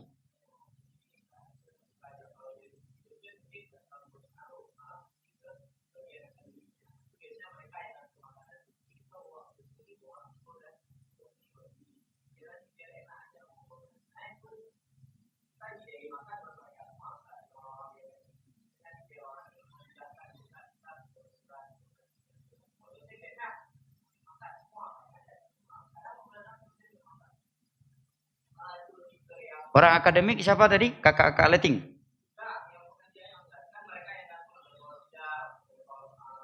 Nah, berarti kalau demikian itu nggak boleh dimakan, baik si akademik atau si dosennya. Kenapa? Karena ada sisi ketidakkeikhlasan para mahasiswa. Dugaan kita. Dan Nabi bersabda, la yahilu malu muslimin illa bi tibatin min nafsi. Tidak halal pemberian seorang muslim kecuali tulus dari hatinya. Nah, di sini kan udah jelas dari cerita tadi supaya dipermudahkan. Ya, kalau dia nggak punya uang, anggur sekarang 1 kilo 80.000. Ya kan? Berat. Akhirnya dia ngutang sana sini. Oleh karena disebutkan di antara warok Abdullah bin Abbas, ketika beliau datang majelis ilmu agama, muridnya berdiri. Murid beliau berdiri, mempersilahkan beliau duduk di situ. Abdullah bin Abbas tidak mau duduk. Kata para ulama, ini bentuk waroknya Abdullah bin Abbas. Beliau khawatir ini murid berdiri karena malu dengan beliau. Padahal dia masih butuh ke tempat itu. Tapi bagi mahasiswa boleh nggak memberikannya? Maka dirinci. Kalau memang urusan mereka dipersulit, pada dasarnya nggak boleh. Karena itu bisa merusakkan karakter orang yang berada di dalam apa istilah antum tadi, orang akademik tadi. Karena bisa merusakkan karakter mereka. Suatu saat kalau ada mahasiswa yang tidak memberikan sesuatu untuk mereka, akan mereka persulitkan.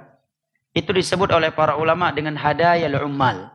Hadiah untuk karyawan, ya, pekerja yang sudah ada gaji tunjangan khusus dari negara. Itu tidak dibenarkan. Bahkan Umar bin Abdul Aziz menyatakan hadiah untuk para karyawan di masa Nabi itu benar-benar murni hidayah, bukan sogokan. Tapi tetap dilarang oleh Nabi. Apalagi hadiah untuk para pekaryawan di masa kita sekarang. Itu sudah menjadi suap. Suap itu kan artinya sebuah pemberian yang dengannya diinginkan pembenaran terhadap kesalahan, menyalahkan atau menyalahkan sesuatu yang benar. Di masa Nabi, hadiah yang diberikan kepada karyawan itu tidak diperbolehkan oleh Nabi untuk menerimanya. Padahal itu murni hadiah. Seperti sahabat Ibnu Lutbiyah kan, yang diberikan tugas oleh Nabi menjadi karyawan Baitul Mal. Beliau datang menyatakan ini hadiah yang diberikan oleh rakyat ke saya dan ini untuk negara. Kata Nabi SAW, afala jalasa fi baiti ummi. Coba kalau dia duduk di rumahnya, dapat nggak itu? Contoh bahasa, coba kalau dia duduk di rumah, dapat nggak hadiah Innova dari kontraktor? Dia bukan sebagai kadis, bukan kabit dan semisal dengannya. Dia bukan sebagai orang akademik tadi, dapat nggak anggur itu? Enggak kan? Kenapa diharamkan oleh Nabi? Sekalipun mungkin pemberian itu tidak membenarkan yang salah atau menyalahkan yang benar. Karena dapat merusakkan karakter dia. Moral dia seorang muslim. Dimana ketika dia sudah terbiasa mendapatkan pemberian dari orang yang mengurus ADM kepadanya, suatu saat ada orang datang nggak bawa buah tangan, maka dia akan bermasa muka. Antum pernah nggak merasakan itu? Ke beberapa instansi pemerintahan dari kecil sampai ke atas, itu sering kita dapatkan. Ya, mana datang Mbak Kanto, alah, anjir disebutkan namanya, ya. Kantor kecil. Ya, tingkat daerah misalkan. Atan? Oh, Jakarta, Masya Allah. Baik. Baik, ya. Kadang ditegur, "Hai, anak nu bagupi." Masya Allah. Kita kadang mau kasih cuma khawatir kena hadis Nabi, ya kan? Tinggal nggak nebala kupi. Ya. Subhanallah. Ada orang juga beralasan, ini Pak, karena Bapak datang bawa kasus ini, saya nggak jadi pulang. Padahal saya udah mau pulang. Telepon anak istri, urusan kita. Dia digaji sama negara. Tunjangan udah ada. Sebagai PNS, sebagai polisi, sebagai TNI, sebagai geci, ya, dan seterusnya. Cuma kata para ulama, andai kata hak kita dipersulitkan, maka kita berikan supaya hak kita dibenarkan, ini bukan riswah. Tapi tetap mereka tidak boleh memakannya. Jelas ya? Demikian jawabannya. Wallahu a'lam bishawab.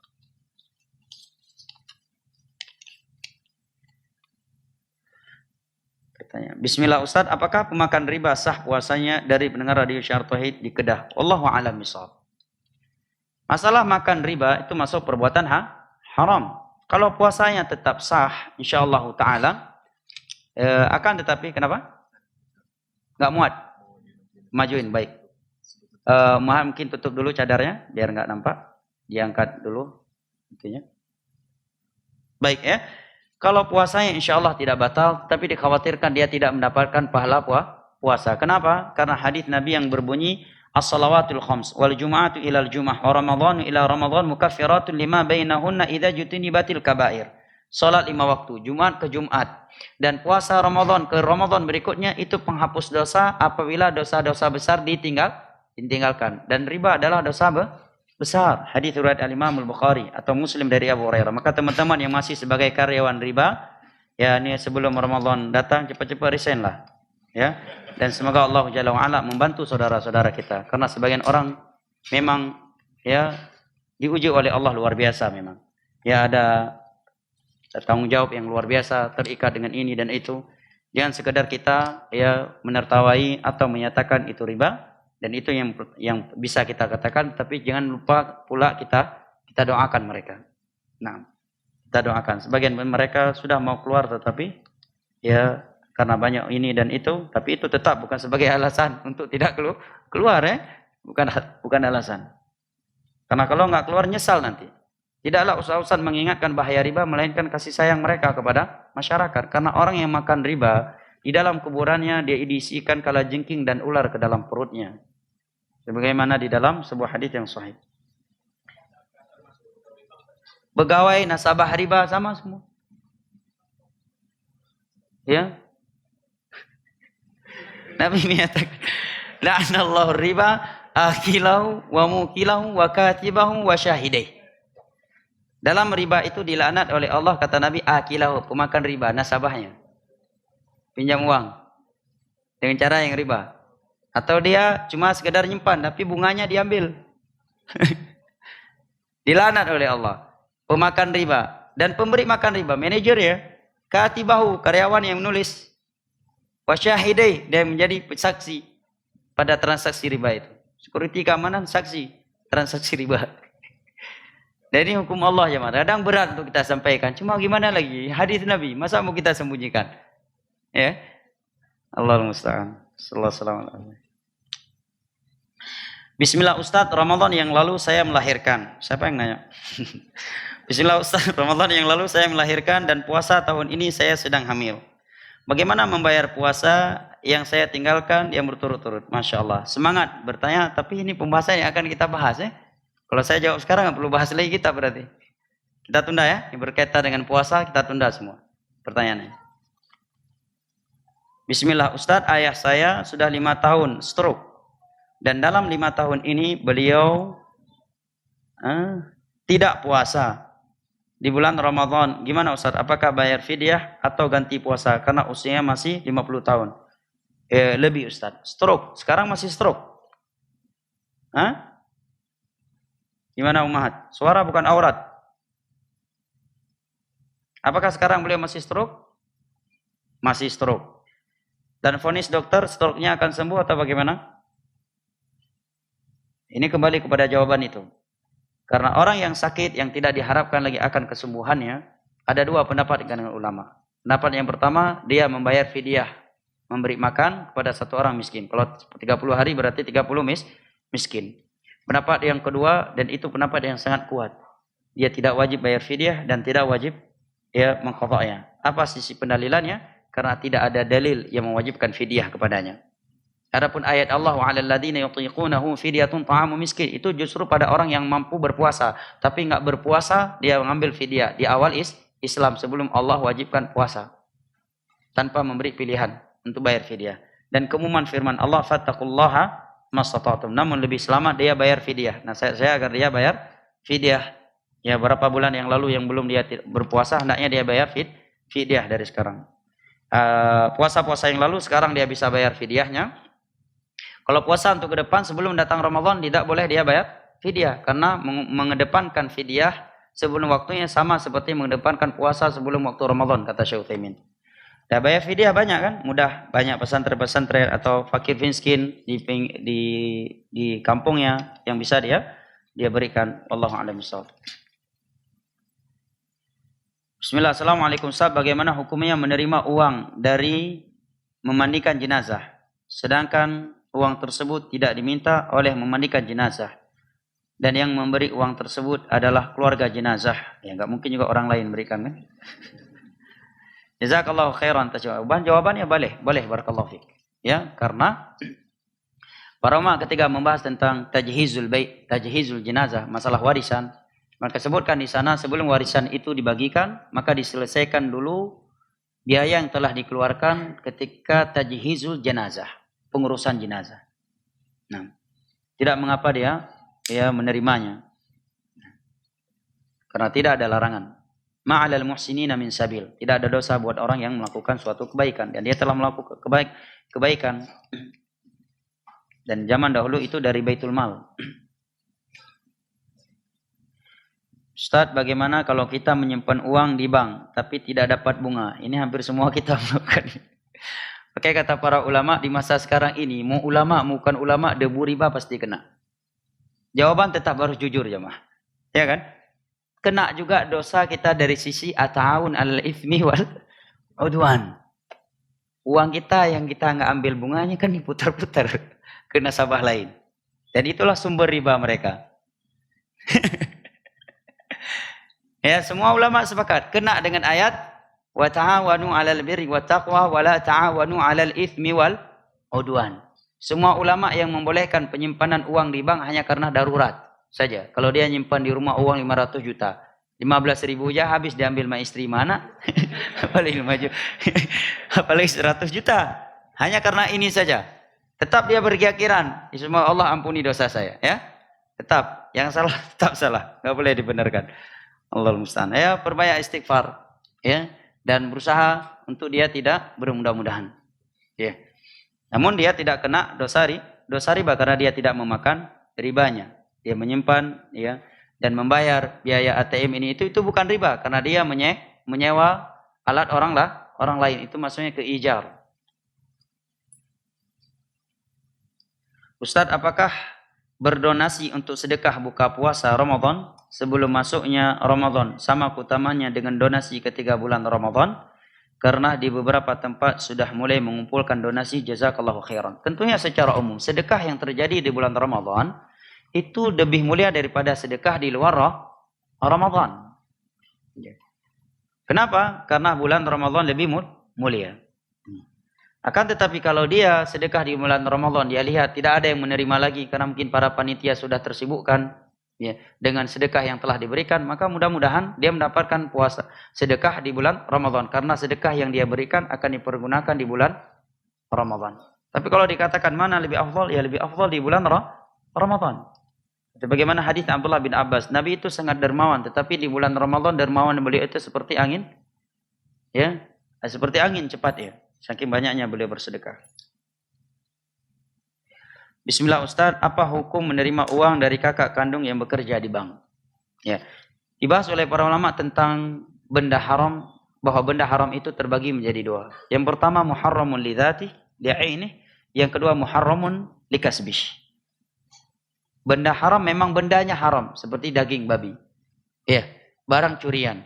Maka ini haram bagi si pemiliknya dan haram bagi orang yang diberikan olehnya. Tanpa ada khilaf di antara ulama. Yang kedua, bendanya halal. Uang tadi kan halal. Cuma cara si pemilik itu mencarinya yang haram. Sebagai karyawan riba, ya, atau jual sabu, atau yang semisal dengannya. Ini disebutkan oleh ulama muharramun bikasbih. Haram karena cara dia dalam mencarinya. Bukan barangnya yang haram. Maka ada dua pendapat di kalangan ulama. Jumhur para ulama menyatakan tetap haram. Pendapat sebagian ulama yang lain menyatakan tidak haram. Secara ilmiah tidak haram. Apa dalilnya? Yang pertama, harta harta rampasan perang. Islam tidak pernah merampas harta. Harta hasil perang. Bukan harta rampasan perang. Islam tidak pernah merampas harta hasil perang. Ghanimah. Ya Bang Tio. Harta hasil perang dari kaum musyrikin. Tidak lepas harta mereka dari uang prostitusi, dari khamar, dari perjudian, tetapi dijadikan sebagai sebaik-baik harta ke Baitul Mal, dibagikan kepada mujahidin. Dalil yang kedua, Nabi bermuamalah dengan orang-orang kafir dalam urusan dunia. Uang mereka tidak lepas dari uang haram, tapi Nabi menerimanya. Ya. Karena itu haram kasbi. Makanya ditanyakan oleh Syekh Utsaimin, ketika seorang punya bunga riba, dia berikan kepada orang lain. Ketika dia berikan, itu bukan bernilai sedekah, tapi orang lain menerimanya boleh. Karena orang lain menerima dari dia dengan cara syar'i, yaitu hadiah, pemberian. Bukan dengan cara yang melanggar agama. Ya. Adapun orang yang tadi tidak boleh mengambilnya. Dia sendiri memakannya karena dia mencarinya dengan cara yang haram. Namun jangan dijadikan hilah. Saya tetap aja kerja di bank, saya nggak makan uangnya, nanti anak kasihkan kantum tiap bulan, setelah itu antum kasihkan lagi ke saya. Namanya pura-pura pungu. Yang cowok pura-pura pungu, yang jopi pura-pura pungu. Jelas ya? Tapi mimbabil wara, dia tidak menerimanya. Kalau dia ingin wara, ya apalagi kalau dia tidak menerima bisa menghardik keluarganya, itu lebih baik dia tidak menerima. Karena baik pegang. Baku juga cowok, pegang riba kan deh baru. Ya. Tapi ada kondisi kalau tidak diterima membuat fitnah lebih besar. Yang rajih wallahu a'lam bishawab, haram kasbi, ya itu boleh diterima oleh orang yang diberikan olehnya. Adapun dia pemilik tidak boleh. Itu pula jawaban dari Syekh Utsaimin dan juga Syekhuna Abdul Rahman Al-Adini ketika ditanyakan seorang suami bekerja di bank, ya hasil uangnya itu dia berikan kepada anak istrinya. Bagi anak istrinya menerimanya boleh, karena itu haram kasbi, bagi dia tetap haram memakannya. Nah, bagaimana cara menggadaikan barang di dalam Islam? Karena Nabi SAW pernah menggadaikan pakaian perangnya ke Yahudi. Setahu saya bukan pakaian perang, tapi dir'uhu, topi perang. Ya, ada riwayat menyebutkan pakaian perang. Yang saya ketahui dir'uh, topi perang. Nah, bagaimana hukum penggadaian syariah yang ada di zaman sekarang? Karyawannya dan nasabahnya boleh kalau tidak ada unsur riba. Nah, kalimat unsur riba ini yang mereka terjebak di dalamnya. Ya, bagaimana unsur riba? Sebenarnya itu hilah dari memberikan uang. Ya, coba antum terangkan kepada anak pergadaian yang terjadi zaman sekarang, biar saya nggak salah menjawab. Siapa yang paham? Nah, anak nggak nuduh antum dari pergadaian, tenang aja. Antum gambarkan aja yang tahu. Bang Hafid, bagaimana pergadaian yang terjadi zaman sekarang?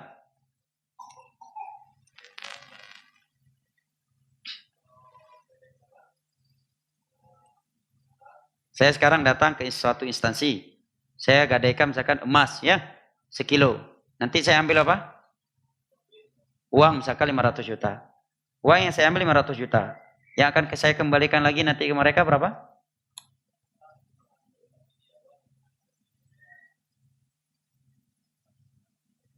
Demi terasi besar.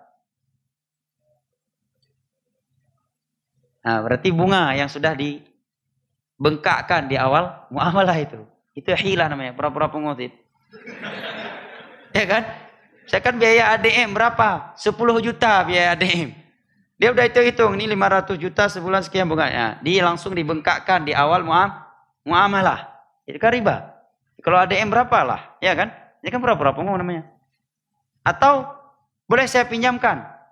Nggak ada biaya ADM, tapi taruh emas di tempat kami 1 kilo. Kemudian emasnya diolah. Dimainkan. Ini juga riba. Ya. Seperti misalkan saya bilang kantum, Anda pinjamkan, semoga tidak terjadi. Saya pinjamkan ke Akhi Nopri uang 100 juta untuk nikah sebelum Ramadan ini. Biar nggak jomblo lagi di Ramadan ini misalkan. Ini 100 juta, 50 juta Nopri. Anda pinjamkan untuk antum. Nanti bayar 50 juta juga. Tapi syaratnya, kebun antum kan mau panen nih mangganya. Mangganya jangan jual ke orang lain, jual ke saya.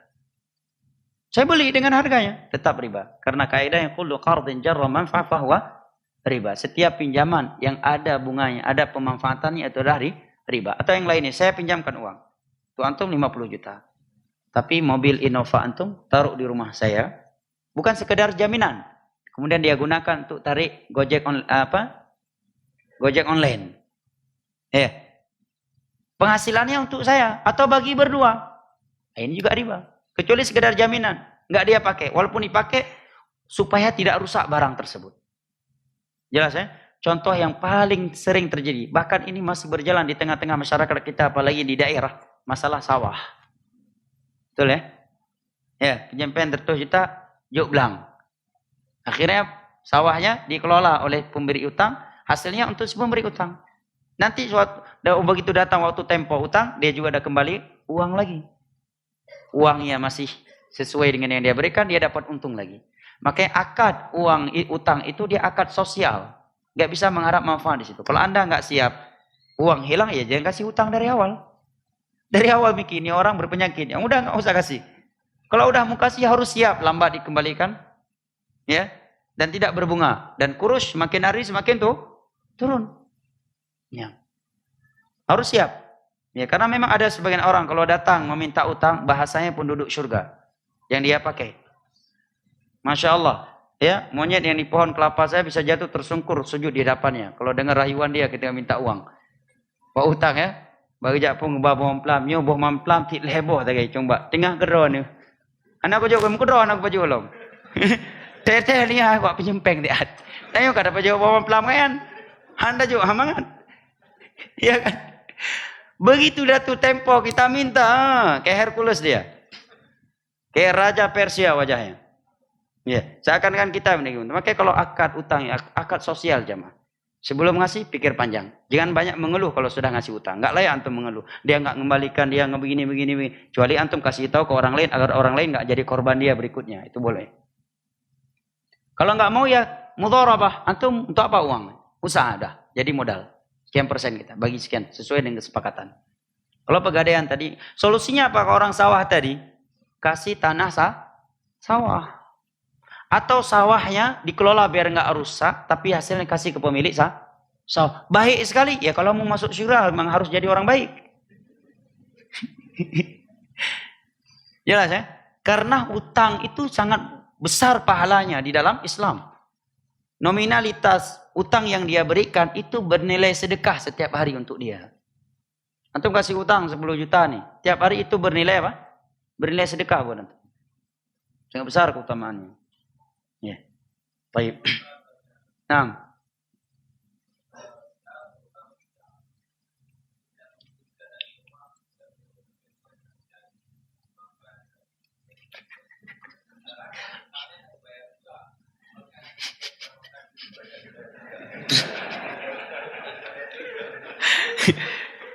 Ini halus mainnya. Bejuk kuah belakang. Kan mungkin dia lagi pengli. Wallahu a'lam bishawab. Kalau ini kan bukan pemberian, bukan sesuatu yang disyaratkan pada awal akad ya, maka insya Allah tidak mengapa secara hukum. Karena Nabi SAW ketika membayar apa yang beliau ambil dari onta sahabatnya, beliau kembalikan dengan yang lebih baik. Sahabat merasa berat, menerima khawatir riba. Maka Nabi menyatakan, aku adalah orang yang paling baik dalam melunasi hutang. Mungkin orang tadi karena dia merasa belum punya uang untuk mengembalikan, bukan untuk menyogok. Dia merasa ini orang sudah berbuat baik pada saya, bersabar. Akhirnya dia berikan jamuan. Maka insya Allah Ta'ala itu tidak mengapa. Kecuali antum tahu.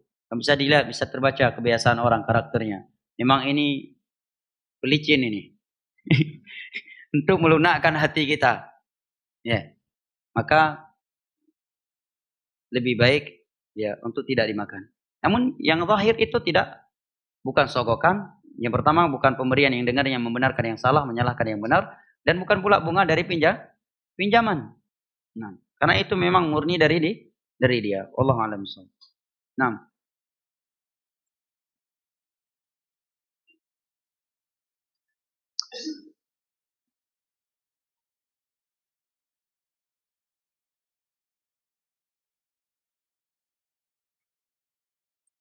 kita nabung beli emas.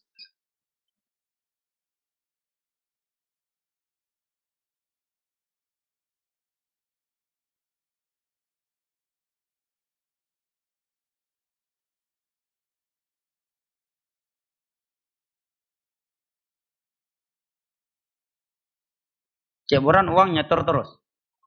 Emasnya langsung dinampakkan ke depan. Riba nasiah. Ya, riba nasiah. Riba nasiah.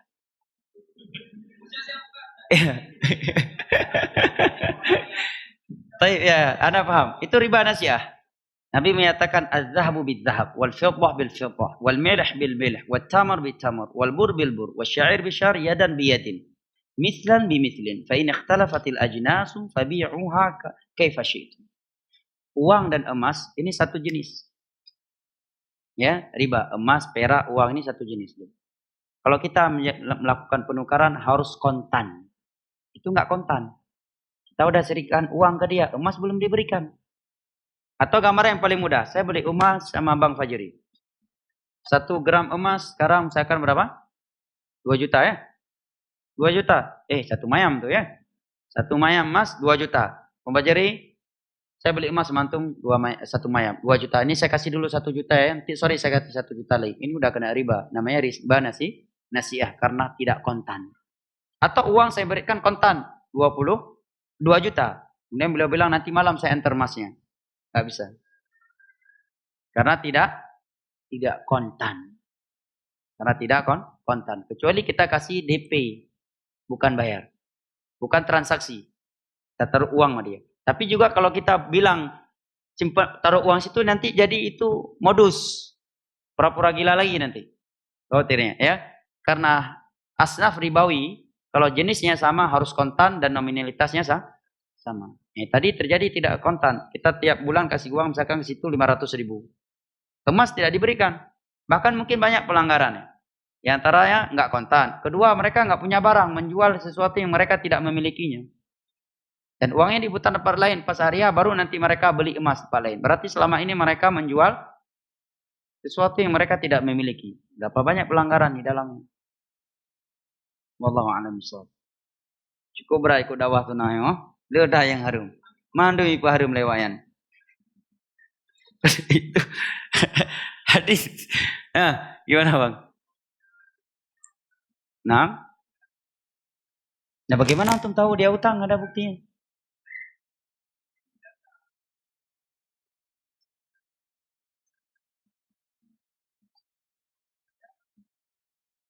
Enggak ada buktinya. Nah, Masya Allah. Yang pertama sebelum menjawab pertanyaan ini, disinilah kita penting melakukan sesuatu yang Allah bimbing dalam Al-Quran. Ya ayyuhalladzina amanu idza tadayantum bidainin faktubu. Wahai orang-orang yang beriman, kalau kalian berhutang, catat. Padahal ini Nabi loh, yang para sahabat orang yang paling jujur. Dan antum jangan marah kalau minta uang 1 juta dicatat buat akuntansi. Sebagian kita kan marah. Orang Indonesia memang babak lagian bengeh. Ya kan? 1 juta peng itu lebih aku dan dia badak tertur baik kaitem juga terima kasih.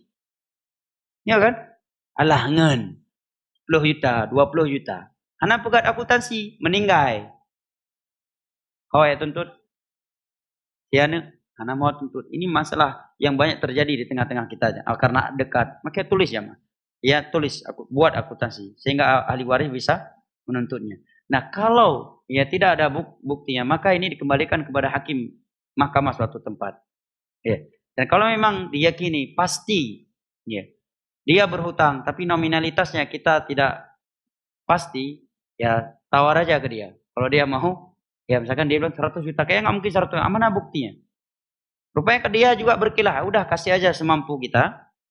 Ya, atau nominalitas sesuai dengan nominalitas yang dia minta. Andai kata itu bohong, nanti akan menjadi modal kita masuk surga di hari kiamat. Gak ada kerugian sedikit pun. Nah, baik. Dan tidak ada kewajiban ahli waris membayar hutang secara hukum fardhu ain dengan uang pribadi ahli waris. Tapi yang wajib dikeluarkan dari harta yang dikeluarkan yang dimiliki oleh ahli waris. Andai kata ahli waris tidak membayar hutang karena dia nggak punya uang, warisan juga nggak ada, dia tidak akan berdosa karena Allah berfirman wala taziru waziratu wizra ukhra. Suatu jiwa tidak akan memikul dosa yang dilakukan oleh orang lain, tetapi dia dianjurkan untuk menunaikan hutang keluarganya sebagai bakti dia kepada kedua orang tuanya. Nah, wallahu a'lam. Gimana, dokter?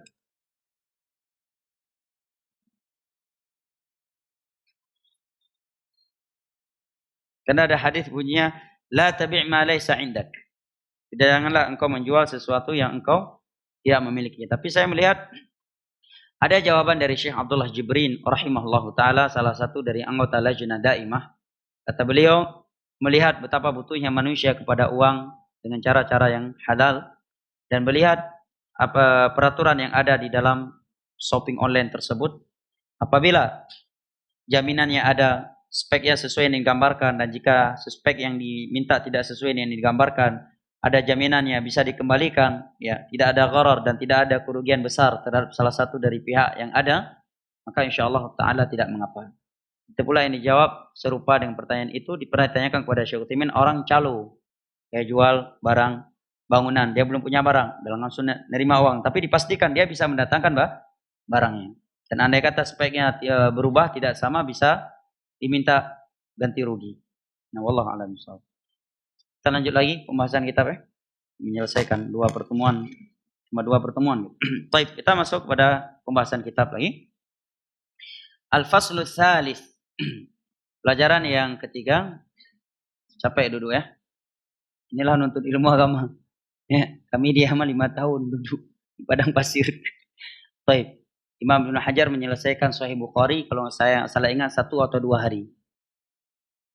Nah, duduk maghrib sampai isya, pada isya lanjut lagi, pada subuh sampai menjelang zuhur, kemudian zuhur pada sampai asar, asar sampai maghrib. 2 hari selesai Sahih Bukhari. Baik. Oleh karenanya keutamaan ilmu agama sangat besar. Ya. Menyaingi keutamaan jihad. Duduk di majelis ilmu agama ini kalau bukan taufik dari Allah enggak mudah aja mah. Baru 15 menit katru athamura saja. Belum hari Ahad, pro Sabtu, weekend. Weekend dengan pada Aceh. Baik. Kata beliau fi hukmi siyamil al-marid fi hukmi siyam lil marid wal musafir. Hukum puasa orang yang sakit dan safar. Beliau datangkan ayat Allah dalam surat Al-Baqarah ayat 185. Allah berfirman, "Wa man kana maridan aw 'ala safarin fa'iddatun min ayyamin ukhra. Yuridullahu bikumul yusra wa la yuridu bikumul 'usra." Barang siapa yang sakit atau safar di antara kalian, kemudian dia berbuka, maka hendaknya dia membayar pada hari yang lain. Allah menginginkan kemudahan untuk kalian dan Allah tidak menginginkan kesulitan untuk kalian. Kemudian beliau menyebutkan rincian bahwa orang yang sakit terbagi menjadi 2. Yang pertama, man kana maraduhu laziman mustamirran la yurja zawalu. Orang yang sakit dengan penyakit yang tidak diharapkan lagi akan kesembuhannya. Apa contohnya? Kasaratan, kanker kata beliau. Atau sakit lain apa? Seperti yang disebutkan oleh Ummahat tadi, apa? Stroke di usia yang sudah tua. Jarang ada yang sembuh kan? Umur 70 tahun kena stroke. Kan jarang sembuh lagi, ya. Atau penyakit yang lainnya, maka dia tidak wajib puasa. Namun apakah dia bayar fidyah ataukah tidak? Di sini ada 2 pendapat. Pendapat yang pertama, ini pendapat jumhur. Di kalangan para sahabat, Abdullah bin Abbas, kemudian sahabat-sahabat yang lainnya. Keumuman para ulama berpendapat dengan pendapat ini. Yaitu dia bayar fidyah. Apa dalilnya? Karena kita pelajaran ringkas, saya sebutkan secara ringkas saja. Adalah penafsiran Abdullah bin Abbas terhadap firman Allah dalam surat Al-Baqarah tadi. Allah berfirman, wa 'alal ladzina yutiqunahu fidyatun ta'amu miskin. 184 Dan orang-orang yang memiliki kemampuan puasa, wa 'alal ladzina yutiqunahu fidyatun ta'amu miskin. Dia boleh enggak berpuasa tapi syaratnya bayar fidyah. Tapi kalau kalian memilih puasa itu lebih baik. Jika kalian orang-orang yang mengetahuinya. Ini di awal Islam. Di awal Islam kan persyaratan Ramadan, yang mau puasa boleh. Yang enggak puasa juga boleh walaupun dia mampu berpuasa, tapi syaratnya bayar fidyah. Sisi pendalilannya adalah di mana Allah menjadikan fidyah pengganti utama puasa. Berarti apabila seorang tidak berpuasa, maka pengganti utamanya adalah fidyah, kecuali ada dalil khusus yang menerangkan bukan fidyah. Seperti orang yang sakit ya atau orang yang safar, ada dalil khusus yang menyebutkan qadha. Berarti setiap kali orang meninggalkan puasa, dia harus melakukan pengganti puasa utama, yaitu bayar fidyah. Ini penafsiran Abdullah bin Abbas. Di mana Allah menjadikan fidyah pengganti utama puasa di awal Islam. Setelah itu ayat ini dimansuh. Tidak boleh lagi orang bayar fidyah tanpa puasa, sedangkan dia mampu berpuasa. Dia harus berpuasa. kecuali nggak mampu puasa baru boleh bayar fidyah atau mengqadha. Maka yang dihapus adalah memilih antara puasa dan fidyah, tetapi hukumnya yang tersirat yaitu fidyah adalah pengganti utama puasa masih tetap ada. Berarti orang yang tidak berpuasa, pengganti utamanya adalah apa? Bayar fidyah. Kecuali ada dalil khusus yang menyebutkan bukan fidyah. Sekarang orang yang sakit dengan penyakit yang tidak diharapkan akan kesembuhannya. Ini tidak ada dalil khusus yang menyebutkan dia harus bayar apa. Karena Allah sakit yang dimaksudkan dalam ayat tadi, memang qadha adalah sakit yang dia bisa sembuh di hari kemudian. Ini tidak akan sembuh lagi. Berarti dia digolongkan kepada golongan orang yang sudah tua renta tidak mampu puasa lagi. Nah, fatwa Abdullah bin Abbas kepada orang yang sudah tua, orang yang sudah kakek-kakek, nenek-nenek dan tidak mampu puasa adalah bayar fidyah. Dan sebagian ulama menyatakan fatwa Abdullah bin Abbas ini diikuti juga oleh beberapa sahabat lain dan tidak diketahui ada sahabat yang menyelisihinya. Dan ini pendapat jumhur para ulama. Ini yang dikuatkan oleh Imam Syafi'i, ya, Imam Ahmad, Imam Malik, Syekhul Islam Ibnu Taimiyah dan juga dikuatkan oleh Syekh Muhammad bin Shalih Al-Utsaimin. Ya. Ini dalil yang pertama, ya, yaitu pemahaman dari ayat tersebut. Kemudian juga ini fatwanya para sahabat Nabi sallallahu alaihi wasallam. Pendapat yang kedua menyatakan tidak. Dia tidak bayar fidyah dan tidak pula puasa. Kenapa? Karena dalil firman Allah, "Fattaqullaha mastata'tum." Bertakwalah kalian kepada Allah semampu kalian. La yukallifullahu nafsan illa usaha. Allah tidak membebani suatu jiwa kecuali sesuai dengan yang mampu dia melakukannya. Kata Ibnu Hazm, atas dasar apa kalian mewajibkan fidyah kepadanya? Kita tidak wajibkan puasa karena dia nggak mampu puasa. Dalilnya la yukallifullahu nafsan illa usaha. Mewajibkan fidyah berarti dia mewajibkan dia mengeluarkan hartanya. Harta hukum asal, harta manusia haram untuk diambil. Boleh diambil karena nas yang jelas dari Al-Quran dan hadis. Dan kata beliau tidak ada nas yang jelas dari hadis. Tidak ada ayat dan hadis yang menerangkan orang yang sakit dengan penyakit yang tidak sembuh lagi harus bayar fidyah. Adapun ayat yang dipakai dalam hal ini justru maknanya adalah sebaliknya. Karena makna bunyi ayat yang tersudah dari ayat wa 'alal ladzina yutiqunahu fidyatun. Orang yang mampu puasa, dia boleh bayar fidyah. Dia boleh enggak puasa tapi bayar fidyah karena ini di awal Islam. Setelah itu Allah hapus. Hukum ini Allah hapus. Berarti dia ada lagi yang ada faman syahida minkum syaraf falyansum. Orang yang menyaksikan bulan Ramadan hendaknya dia puasa kecuali dia sakit dan akan sembuh sakitnya atau musafir maka dia mengqadha'nya. Sekarang dia sakit dan penyakit yang tidak sembuh. Atas dasar apa kita wajibkan dia fidyah? Jelas ya? Ini alasan Ibnu Hazm dan sangat banyak ulama yang menguatkan pendapat ini. Namun wallahu a'lam bishawab, lebih hati-hati dia membayar fidyah. Nah, apabila sakitnya itu luar biasa. Dan kalau memang dia tidak mampu membayar fidyah dan mati belum membayar fidyah karena dia enggak punya kemampuan, ya Allah tidak akan menyiksa dia karena ketidakmampuannya. Sebagaimana sahabat yang menjimai istrinya di siang hari Ramadan kan, suruh puasa kata Nabi, Nabi bayar budak. Merdekakan budak. Saya orang miskin. Puasa 2 bulan berturut-turut. Karena puasalah saya jatuh ke dalam hal ini wahai Rasulullah. Beri makan 60 orang fakir miskin. Sungguh di antara 2 kampung ini enggak ada yang lebih miskin dari saya wahai Rasulullah. Maka Nabi ambil satu karung kurma kasih untuk dia. Ini berikan makan untuk keluargamu. La yukallifullahu nafsan illa usaha. Yang kedua kata Syekh, man kana maraduhu tari'an ghairu mai'us min zawalikal huma. Sakit yang tari, ya. Datang di suatu waktu dan akan hilang di waktu yang lain. Yang diharapkan akan sembuh seperti demam, ya. Dan semisal dengannya, maka ini dirinci kata Syekh. Yang pertama, alla yashqa 'alaihi shaum wa la yadhurru fayajibu 'alaihi shaum li'annahu la 'udhra lahu. Dia mampu berpuasa. Andai kata dia berpuasa, dia tidak merasa berat dengan rasa berat yang tidak normal dan tidak memudaratkan dirinya, maka tetap wajib dia berpuasa karena dia tidak punya udzur berbuka. Ini yang pertama. Yang kedua kata Syekh an yashqa 'alaihi shaum wa la yadhurru. Kalau dia berpuasa, puasanya itu tidak memudaratkan penyakitnya. Tidak menambahkan penyakit, tapi merasa berat. Berat sekali. Dengan rasa berat yang tidak normal. Semua ibadah kan pasti ada sedikit rasa beratnya. Ini yang dimaksud oleh para ulama dalam kaidah mereka al-masyaqqatu tajlibu taysir.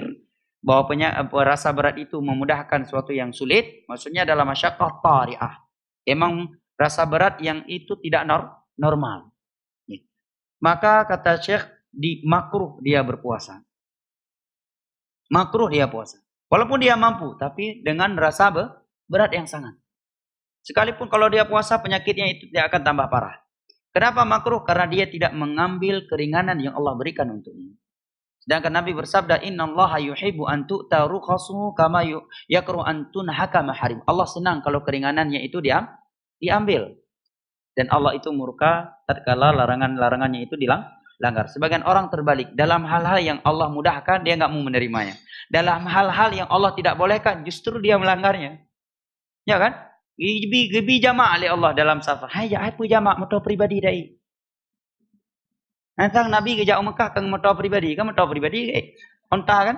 Pribadi ke jamaah it. Iya. Motor pribadi nasi kemudian. Tapi pahirmu hana safar pihane tolat kadang. Engkau balik. Yang ketiga, rincian ketiga an yadhurrahu shamu fayuhram alaihi an yasum. Kalau dia berpuasa, puasanya itu bisa memudaratkan dirinya, kesehatannya, maka haram bagi dia berpuasa.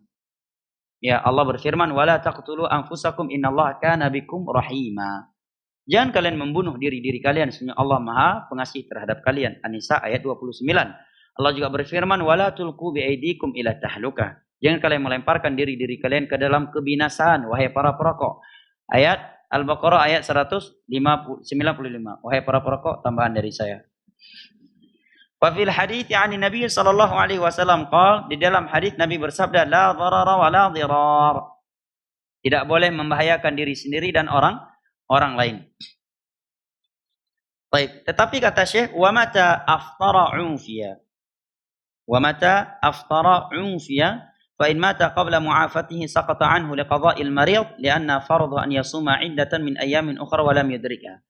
Ya, kata Syekh, kalau dia berbuka maka dia dimaafkan. Tetapi kalau dia mati setelah Ramadan lewat nih, Syawal, mati sebelum mengqadha'nya, maka dia tidak berdosa. Kenapa? Karena dia belum sempat mengqadha', belum punya waktu yang di waktu itu dia mampu berqadha', mengqadha' puasanya. Nah, ini yang perlu diperhatikan oleh sebagian penuntut ilmu yang terkadang kurang memahami. Kan ada hadis Nabi, barang siapa yang keluarganya mati masih punya hutang puasa, hendaknya di soma'an waliyuhu. Walinya membayar hutang puasa tersebut dengan mereka puasa. Itu kaedahnya apabila orang yang berbuka di Ramadan tersebut, yang pertama dengan udzur syar'i. Setelah itu dia di luar Ramadan punya jeda waktu untuk mengqadha', tapi dia enggak langsung mengqadha'nya karena jeda waktunya kan sampai Sya'ban. Dia mungkin niat ya udah nanti habis haji saja. Kemudian dia mati. Dalam keadaan dia sudah melewati jeda waktu yang di situ dia mampu mengqadha'. Ini yang dianjurkan. Adapun setelah Ramadan sakit lagi atau safar, ya, kemudian mati dalam keadaan dia belum mampu mengqadha', maka ini tidak dianjurkan untuk diqadha' oleh walinya. Jelas ya? Lihat bagaimana hikmah dan rahmatnya Islam. Tapi sebagian orang Islam enggak mau rahmat, tetap aja. Ini ayat dan hadis yang digunakan oleh ulama tentang haramnya rokok aja. Dan saya yakin 100% yang ada di majelis saya hari ini tidak ada yang merokok. Enggak tahu kalau udah keluar dari majelis. Jamaah jenggot besar sebagian masih merokok. Ya Allah, merusakkan agama Islam. Ya, pegah agama orang sebagai orang luar biasa. Dia yang rokok bajaro, padahal orang kopi kaki nang gudang haram. Ya. Jenggot, celana cingkrang, ya kan? Ya, jadi contoh ya. Ya. Apa enaknya merokok aja? Setan semua itu. Apa yang enak dirokok? Itu bisikan setan, enggak ada yang enak. Orang yang punya akal sehat, dengan akal sehat aja dia enggak akan merokok. Apalagi kalau dia beranjak dengan nilai-nilai agama, larangan membahayakan diri sendiri. Dengan akal sehat aja rokok itu enggak sehat. Dan ya, menurut saya dan saya kira semua orang juga sepakat, ya, pengentut sembarangan lebih baik daripada perokok sembarangan. Sepakat nggak antum dengan statement saya ini? Pengentut sembarangan lebih baik secara agama dan secara medis daripada perokok sembarangan. Ya kan? Karena seluruh medis sepakat, perokok pasif lebih berbahaya daripada perokok aktif. Belum ada statement dari medis dunia bahwa pengentut pasif lebih berbahaya daripada perokok aktif. Betul nggak? Kedua, orang yang kentut nggak ada yang sembarangan sebenarnya. Nggak ada yang sembarangan. Rata-rata nggak, cuma tak sengaja. Ya kan? Tahan, keluar juga. Dia berusaha jangan sampai bunyi ini walaupun keluar. Bunyi juga. Akhirnya dia minta maaf, merasa malu. Perokok, jangankan minta maaf, merasa malu pun enggak. Ya kan? Kemudian asap rokok menempel di baju orang, membuat aroma yang tidak enak. Kita pulang ke rumah, baju baru kita ambil dari lemari, udah bau rokok. Tapi kalau kentut, nempel enggak di baju orang? Enggak. Antum andai kata duduk di depan 100 orang, 100-nya semua mereka kentut, antum pulang ke rumah bau kentut, enggak akan antum bawa. Enggak menempel di baju antum. Ya, maka pengentut sembarangan itu jauh lebih mending, lebih baik daripada perokok sembarangan. Dan orang-orang yang merokok rata-rata enggak punya moral, ya. Betul enggak? Merokok di depan orang tuanya. Bahkan rokok orang tuanya diambil. Bangun orang tua udah habis rokoknya, diambil mana? Di depan mertua ngerokok, di depan anak merokok, di depan istri merokok. Ya. Kan enggak punya moral lagi. Bahkan sebagian anak pernah berceramah suatu tempat, ya, namanya dakwah kan harus hikmah pelan-pelan. Saya sedang ngisi kajian, mereka dengar pakai rokok. Dia ngisi kajian, beres dak ceramah ron Ustaz. Ya terompak tanpa tiga. Beres dak ceramah ron Ustaz. Jarang merpok ceramah lagi. Padahal enggak menurut tampil pir kok gini. Ya gimana lagi? Butuh waktu kan? Enggak langsung ngerokok, tauhid dulu. Ya. Ini menunjukkan apa? Enggak punya moral. Dalam masjid orang merokok aja. Sebagai tempat dalam masjid sambil bagi-bagi beras fitrah. Nyo ada intak gede le. Nyo gede le. Dalam masjid enggak ada moral lagi jemaah. Sudah saatnya ya ikhwan. Ikhwan yang masih merokok, cepat-cepatlah ya berhenti. Dan tidak ada istilah pelan-pelan jemaah. Dalam bab haram tidak ada istilah yang pelan-pelan. Dalam bab perintah iya. Kalau enggak mampu sebagiannya dilakukan sebagian. Dalam bab haram bahasa Nabi ijtanibu, totality. Ya ditinggalkan secara total. Secara totalitas. Dan rata-rata ikhwan yang bilang sedikit-sedikit Ustaz. Ini sekarang udah berkurang. Rata-rata enggak tobat. Rata-rata enggak meninggalkan. Yaitu ada orang yang sudah lebih dari 10 tahun ngaji sunnah tapi masih merokok. Kadang pas jumpa dia lupa nyembunyikan Marlboro di sini. Ustaz, yang baru. Lebih 10 tahun ngaji. Tapi orang-orang yang dari awal memang sudah bismillah lillahi ta'ala, mudah aja. Kalau rokok nggak ada istilah pelan-pelannya. Harus secara total antum buang, baru bisa. Dan sebenarnya tidak ada istilah ya, berat jemaah. Apa beratnya? Apa kita harus panggil alat berat untuk narik rokok dari mulut? Ya, jual beratnya 60 kilo harus panggil alat berat untuk diangkat dari mulut. Dan orang yang meninggalkan rokok sungguh indah hidupnya. Kesehatannya indah, sholat tahajud mudah. Ya, dia bisa merasakan nikmatnya makanan dan minum. Coba lihat orang yang merokok, nggak normal, sayang kadang-kadang. Kita lihat itu pejabat, tapi kok kayak orang mantan atau calon pasien rumah sakit jiwa. Duduk di warung kopi sini. Ditarik, setelah itu dilepasin. Ngapain ditarik tadi? Bakar aja, nggak usah ditarik. Toh juga dikeluarkan juga dari mulut, ya kan? Iya. Atau bakar pohon kelapa, ya, biar nggak habis-habis asapnya. Kan untuk dikeluarkan, bukan untuk dimakan, kan? Ya kan? Berasap di satu warung kopi. Ya kan? Atau masukkan ke dalam ember kepalanya, masukkan asap ke dalamnya. Lebih mantap lagi. Ini dihisap, dilepas, hisap, lepas. Duduk berjam-jam di warung kopi. Cuma minum satu kopi. Satu gelas kopi. Lihat hidupnya, enggak indah. Coba orang yang enggak ngerokok di warung kopi, pesan air ini. Habis satu gelas, pesan ilain lom. Habis kuehnya, pesan kueh ilain lom. Habis bu, takak kuah tuh he. Indah hidupnya. Nikmat. Tapi orang ngerokok tadi enggak. Karena udah tebal bibirnya dengan rokok. Yang penting gudang haram. Nganggupi. Dah nabu pianam salah. Ini ayat hadisnya zaman. Coba lihat, puasa saja enggak boleh. Kalau itu memudaratkan diri. Apalagi rokok. Baik. Berikutnya wal musafir. Adalah orang yang safar. Kan dalam ayat tadi orang yang safar boleh berbuka tetapi membayar kok di hari yang lainnya. Kata beliau, musafir dirinci. Yang pertama, man yaqsudu bi safarihi at-tahayyul 'ala al-fitr, fala yajuzu lahu al-fitr. Tujuan safarnya itu adalah hilah supaya bisa buka. Maka tidak boleh dia berbuka. Kenapa? Lianna tahayyul ala faraidillah la yusqituha. Bertahayul terhadap hukum Allah tidak menggugurkan hukum Allah. Mungkin bagi kita orang Indonesia enggak tergambarkan safar supaya bisa buka. Tapi bagi orang-orang yang tinggal di negara musim panas itu tergambarkan zaman. Tinggal di Arab, musim panas itu luar biasa. Sampai beberapa Indonesia itu kadang hampir pingsan. Ya, datang dari asrama ke masjid, kena angin yang berdebu, badai debu, masuk ke mulut, Masya Allah, beratnya. Panas 40 derajat Celcius, terkadang bisa 45 derajat Celcius. Kalau di Madinah itu kalau puncak panas, kata teman-teman, saya nggak pernah melakukannya. Sebagian teman-teman bilang, telur yang diletakkan di lantai itu bisa masak, bisa matang. Nah, kalau dia buat hilah, safarlah ke Madinah. Ya, atau dari satu tempat dari Yaman ke tempat yang lain, tujuannya supaya bisa buka tahayyul, maka tidak boleh. Karena at-tahayyul terhadap hukum Allah tidak membuat yang haram menjadi halal, justru membuat haram tersebut semakin haram. Yang kedua, dia tidak bertujuan hilah. Bukan hilah tujuannya. Maka ini dirinci, ada 3 macam. Yang pertama, ini uraian dari beliau ini secara ringkas ya. Yang pertama, an yasyqa alaihi shaum masyaqqatan syadidatan. Kalau dia berpuasa maka sangat berat. Kalau dia paksa puasa maka sangat berat.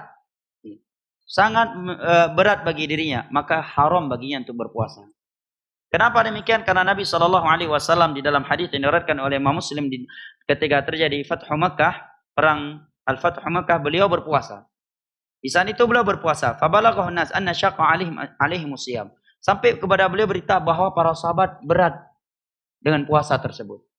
Kita tahu ya, perjalanan Madinah Mekah ya. Zaman dahulu kendaraan hanya onta, kuda, keledai atau jalan kaki, terik matahari yang luar biasa di bumi Arab. Mereka merasa berat, ya, terasa berat untuk melanjutkan puasa. Wa annahum yanzuruna fima fa'al. Tetapi mereka melihat Nabi masih puasa, belum berbuka. Akhirnya mereka pun enggan untuk berbuka. Fada'a biqidahin, maka dengan sengaja Nabi meminta untuk dibawakan segayung air ba'da asar. Fasyaribahu, kemudian Nabi meminum. Ba'da asar, ini teater kan? Mungkin mana orang tanya hana pakai ilmiah. Paiduk malim, ya, paiduk malim ya. Tijum tu garap ibang, mentang item muka puasa. Safar pi ngemotolom. Paiduk malim wayan, ya. Alim di mana dia? Soleh di mana? Tapi karena masalah agama menilai masalah agama bukan dengan perasaan, tapi dengan dalil. Kita nggak boleh mencela seseorang atas perbuatan dia yang dalam agama itu tidak haram. Jelas ya? Sebagaimana kita tidak boleh memuji seseorang dengan berlebihan dengan sesuatu yang itu sama sekali bukan perkara yang terpuji dalam Islam. Maka dari ini saya ingin tarikkan sebuah poin penting. Ini jawaban untuk orang-orang yang suka menuduh dakwah sunnah. Seringkali dakwah sunnah dikatakan ekstrim, keras. Maka kita katakan dulu. Kita katakan, ya akhi, keras itu adalah tatkala seseorang mewajibkan kepada manusia sesuatu yang tidak diwajibkan oleh Allah dan Rasulnya.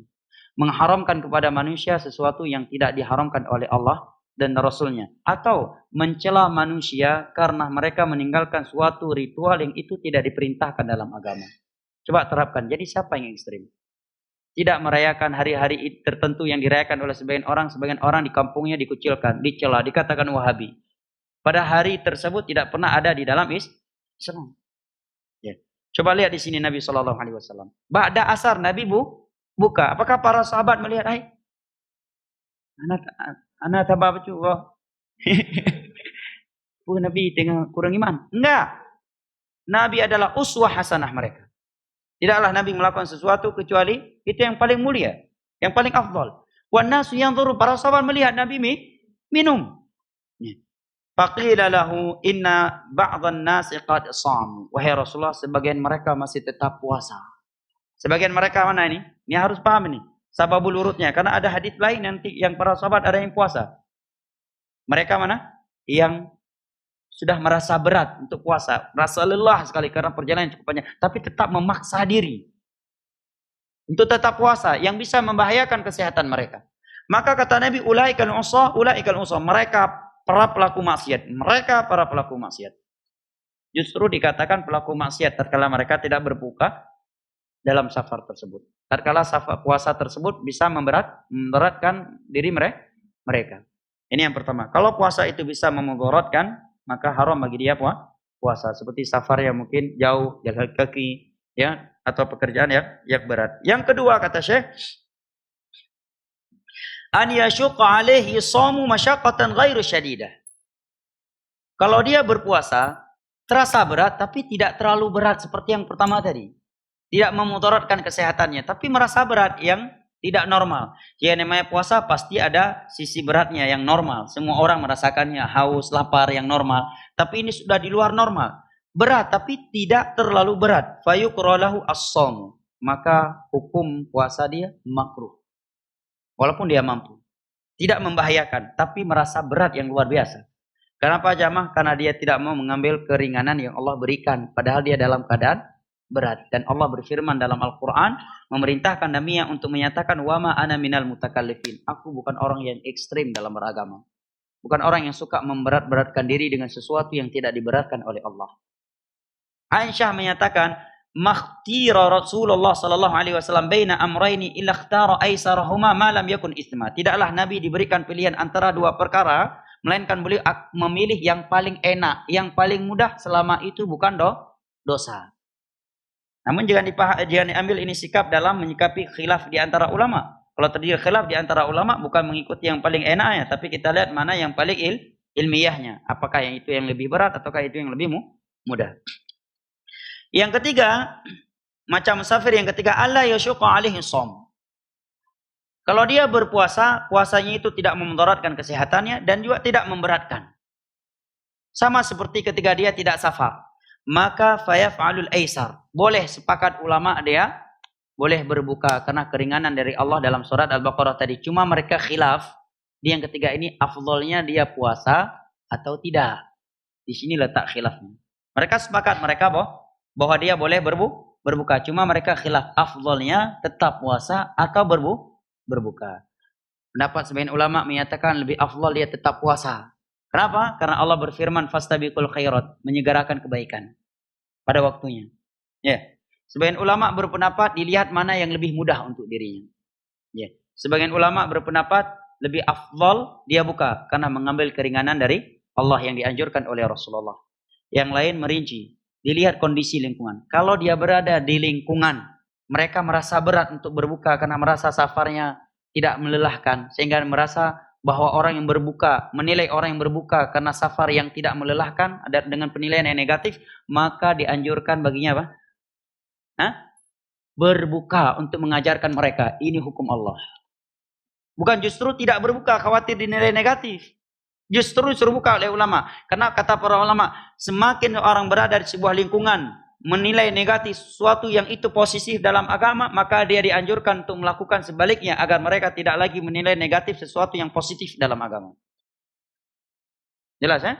Ini rincian orang kafir. Orang orang kafir.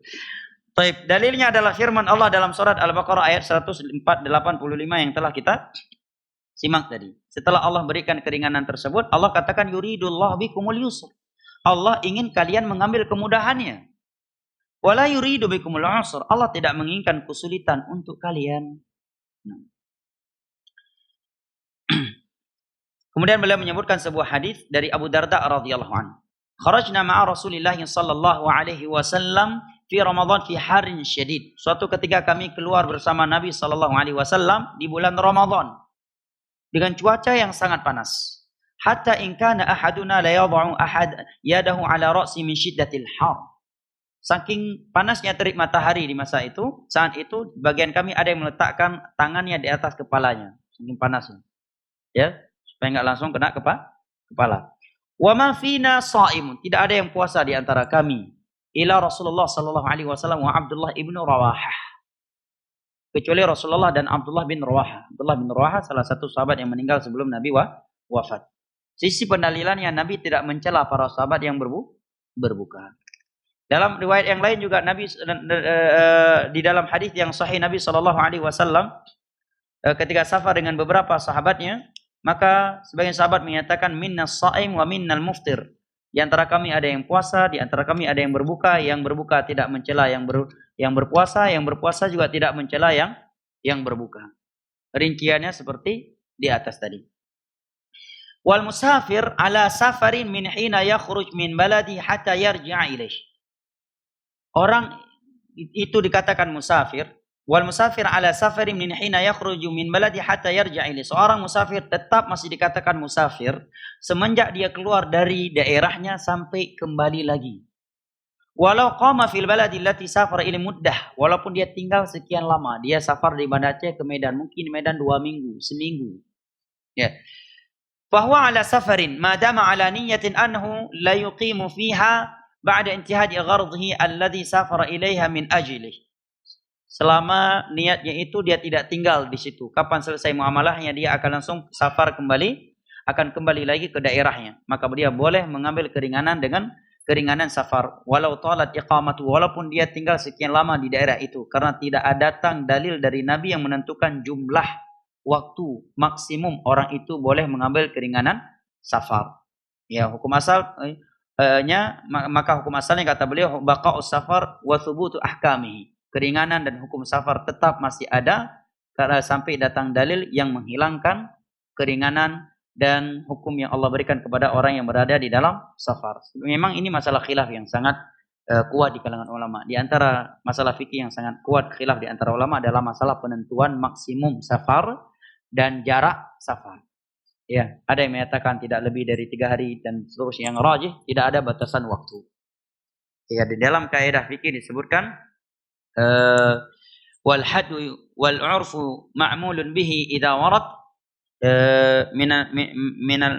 idza warad hukmun min asy-syar'i syarif lam yuhad.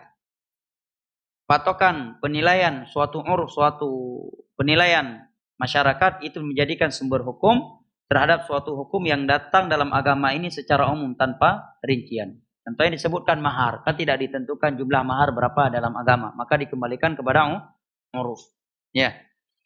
Penentuan safar, kategori safar tidak disebutkan dalam Islam. Musafir itu adalah ini definisinya. Safar definisinya adalah ini. Maka dikembalikan kepada kategori yang berlaku di tengah-tengah masyarakat. Dan saya kira kayak Banda Aceh, ke Luk Sumoy, dia dianggap safar belum? Ya, dianggap. Walaupun mungkin masyarakat kita tidak mengenal istilah safar, mungkin apalagi mungkin nggak mengkaji hal-hal yang seperti ini. Tapi kan ada gaya bahasa tubuh mereka yang menunjukkan bahwa mereka menilai itu safar. Buktinya ketika dia pergi ke Luk Sumoy, dia cek angin ban kendaraannya kan, dia cek perlengkapan barangnya. Tapi kalau orang pergi dari Kuta Alam ke Penayung, ada dia cek angin bannya berapa, pemadam api ada nggak dalam mobil, nggak ada, ya kan? Ini menunjukkan itu sudah jarak safar. Berapa lama yang rajih tidak ada ketentuannya sampai orang menilai dia di situ sudah bukan lagi pendatang. Sudah dikatakan orang yang tinggal di tempat tersebut. Ada yang berpendapat kembali ke niatnya. Selama dia niatnya tidak mukim di situ, kapan selesai urusannya dia akan berangkat, maka dia masih dikatakan musafir. Tapi kalau dia berniat, dia niat tinggal di sini 5 hari, berarti lebih 5 hari dia sudah dikatakan mukim. Tapi yang rajih bukan kembali ke niat, tapi kembali kepada uruf. Selama orang setempat masih menilai dia musafir, bukan orang yang tinggal di situ, maka dia masih boleh melakukan atau mengambil keringanan-keringanan yang Allah berikan kepada kaum musafir. Ada sebagian orang berkata bahwa kupu dah jamak, ya badalil hadis Nabi jamak. Nabi hantam pernah dijamak kurang dari 4 hari atau sebaliknya ya, lebih dari 4 hari. Ini kan jawaban yang nggak nyambung. Justru Nabi SAW ketika haji wada itu lebih 4 hari, ya kan, 20 harian, hampir sebulan dengan perjalanan. Dan Nabi di Mekah nggak selalu jalan. Sebagian waktu beliau dalam kemah di perang Tabuk lebih dari 4 hari. Sebagian waktu Nabi dalam kemah, tapi beliau juga menjamak dengan jamak takdim atau jamak takhir beserta qasar. Ada orang beralasan untuk apa ada jamak? Kita di sini ya lebih dari 4 hari. Tidak kurang dari 4 hari. Ini kan pendalilan yang nggak nyambung. Justru kalau diambil hadis Nabi tinggal di Mekah lebih 4 hari. Di perang Tabuk lebih 4 hari. Beliau menjamak dan beliau tidak selalu bertunggangan. Di Tabuk sebagian harinya beliau dalam kemah di perang Tabuk. Nah, dan itulah ya orang ketika menolak sunnah Nabi karena gengsi. Ya kan nggak ada dalil, kamu gengsi karena udah mengeluarkan statement untuk tidak membenarkan jamak orang seperti itu. Akhirnya dia nggak punya alasan lain kecuali alasan-alasan yang tidak ilmiah. Udah jelas sebaik-baik petunjuk adalah petunjuknya Rasulullah Sallallahu Alaihi Wasallam. Di bab yang di hal-hal yang ada keringanan dari Nabi, sebagian orang nggak mau menerimanya. Dalam hal-hal yang tidak diberikan keringanan oleh Nabi, dia justru memperingankannya. Sungguh benar apa yang dikatakan oleh sebagian ulama salaf, man khalafa sunnah tanaqad. orang yang menyelisih sunnah Nabi, ya tidak berprinsip di atas sunnah dalam agama, pasti banyak kontradiksi pada sikap atau ucapannya. Baik. Kemudian kata Syekh, wala farqa fi safari yatarakhasu fihi baina safar al-'arid ka haji wa umrah wa ziyadah wa qaribin wa tijarah wa nahwi wa baina safar al-mustamir ka safari ashabi sayyarat al-ujrah taksi. Bacanya taksi, orang Arab bilangnya takasi. Kata Syekh, tidak ada perbedaan antara safar dikarenakan suatu kegiatan seperti haji, umrah dan semisal dengannya, atau safar yang terus menerus. Seperti siapa? Seperti supir angkutan umum. Angkutan umum. Ya kan? Selalu safar ya. Medan Banda Aceh. Mau bulan Ramadan, tetap musafir dia. Ya, tidak ada bedanya. Tetap mereka boleh mengambil keringanan safar dari jamak salat, qasar salat, buka puasa, tapi tetap qadha. Kalau ada yang bertanya, enak sekali kayak gitu ya. Ini hukum Allah. Allah Maha tahu ketika Allah menurunkan keringanan untuk orang-orang musafir tanpa Allah rinci kecuali safar yang terus menerus. Kan enggak ada. Dan Allah Maha tahu akan ada orang yang selalu profesinya itu selalu membuat dia safar. Ya. Seperti sebagian orang beralasan, kita kan naik mobil pribadi. Untuk apa jamak? Nabi naik mobil pribadi juga ke Mekah. Naik onta kan? Onta pribadi, gua onta Jabir. Ya.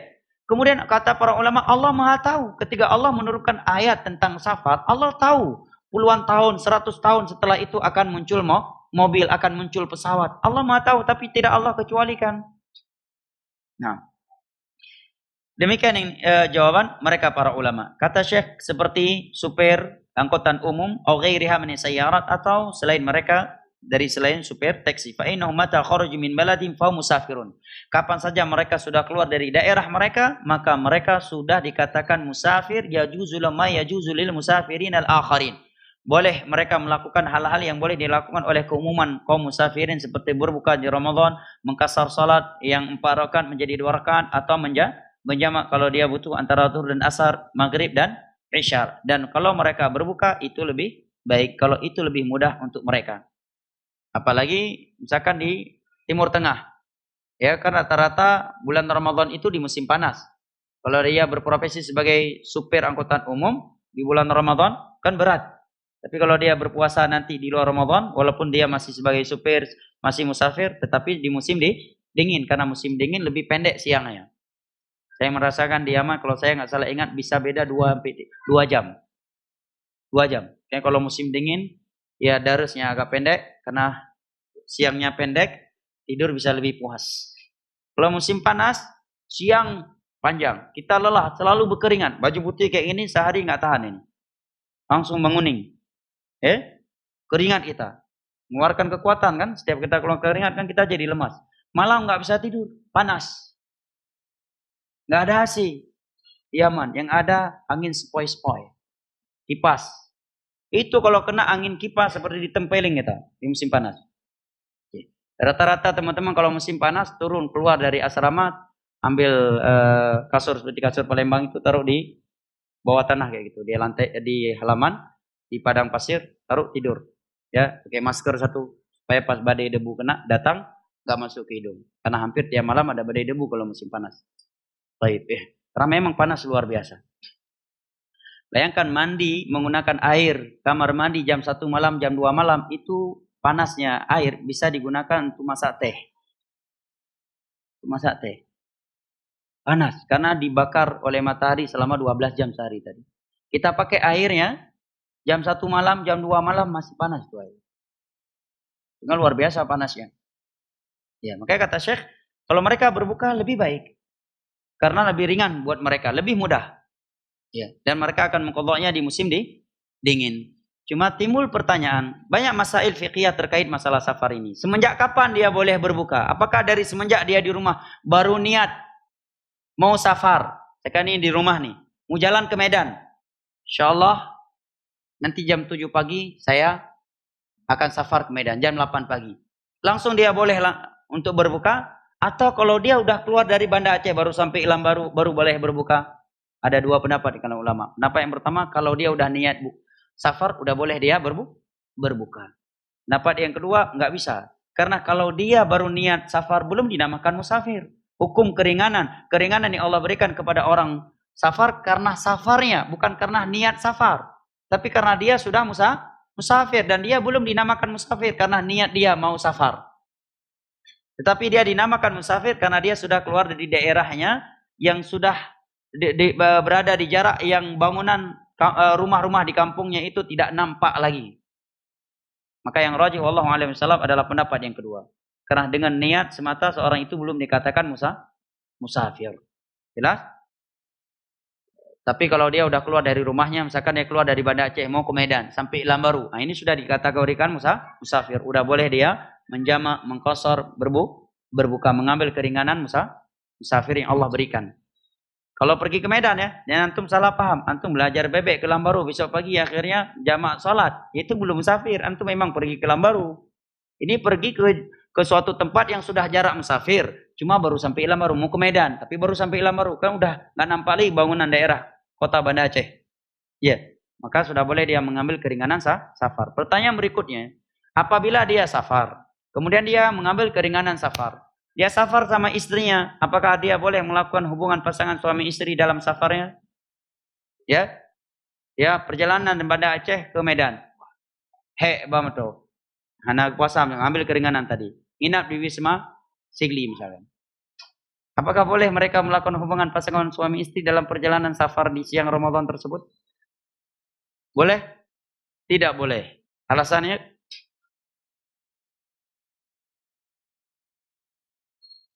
Para ulama menyatakan bahwa boleh karena dia tidak berpuasa dan dia telah mengambil keringanan safar. Cuma yang lebih detail lagi, dia balik ini dari Medan ke Banda Aceh, kan nggak puasa, ngambil keringanan safar, sampai ke Banda Aceh, boleh sebut mandua anak puasa, kan kamu kimino, mekara ageh, ingin melakukan hubungan pasangan suami istri, mengingat hadis tentang keutamaan sedekah dalam hal itu, misalkan. Apakah mereka boleh melakukannya? Maka para ulama mengatakan tetap boleh karena mereka tidak puasa, mereka memberi keringanan dan tidak harus menahan diri karena puasa itu adalah ibadah yang berkesinambungan, yang bersambung. Nah, wallahu a'lam bishawab. Masih ada lagi beberapa pembahasan penting terkait ini, terkait puasa, insyaallah kita lanjutkan pada pertemuan besok. Wallahu a'lam bishawab. Saya jawab pertanyaan yang telah masuk. Ustaz, apa hukumnya melakukan safar untuk berbulan madu pada bulan Ramadan? Jazakallah khairan. Ya akhi, ini kalimat yang kurang tepat. Yang berkata bulan madu untuk kehidupan muslim, sungguh dia telah kurang tepat. Karena kehidupan muslim semuanya madu, bukan bulannya aja. Ya, Pak Jamal? Ini jawaban ini saya dengar langsung dari Syekh Abdul Wahab Al-Wasabi rahimahullah. Ketika beliau ditanyakan pertanyaan berkaitan dengan bulan madu, kata beliau ini kezaliman ini. Ya, menyatakan bulan madu untuk kehidupan muslim ini kezaliman dan kurang tepat. Karena kehidupan muslim seluruhnya madu, bukan bulannya saja. Ya, bukan bulannya saja. Jawabannya tidak ada larangannya. Misalkan bulan Ramadan dia keluar bukan tahayul, ya, dia pergi umrah, ya, atau pergi silaturahim. Namun lebih baik ya, dia tunda karena keutamaan bulan Ramadan sehingga dia bisa fokus baca Al-Qur'an, bisa fokus berpuasa, bersedekah dan yang lain-lain. Namun kalau dia melakukannya bukan sebagai tahayyul maka tidak mengapa.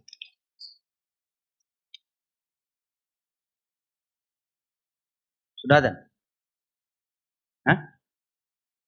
Sudah ya? Baik. Pertanyaan yang belum terjawab insyaallah kita jawab pada pertemuan besok insyaallah. Subhanakallahumma bihamdik asyhadu an la ilaha illa anta astaghfiruka wa atubu ilaik. Wassalamu alaikum warahmatullahi wabarakatuh.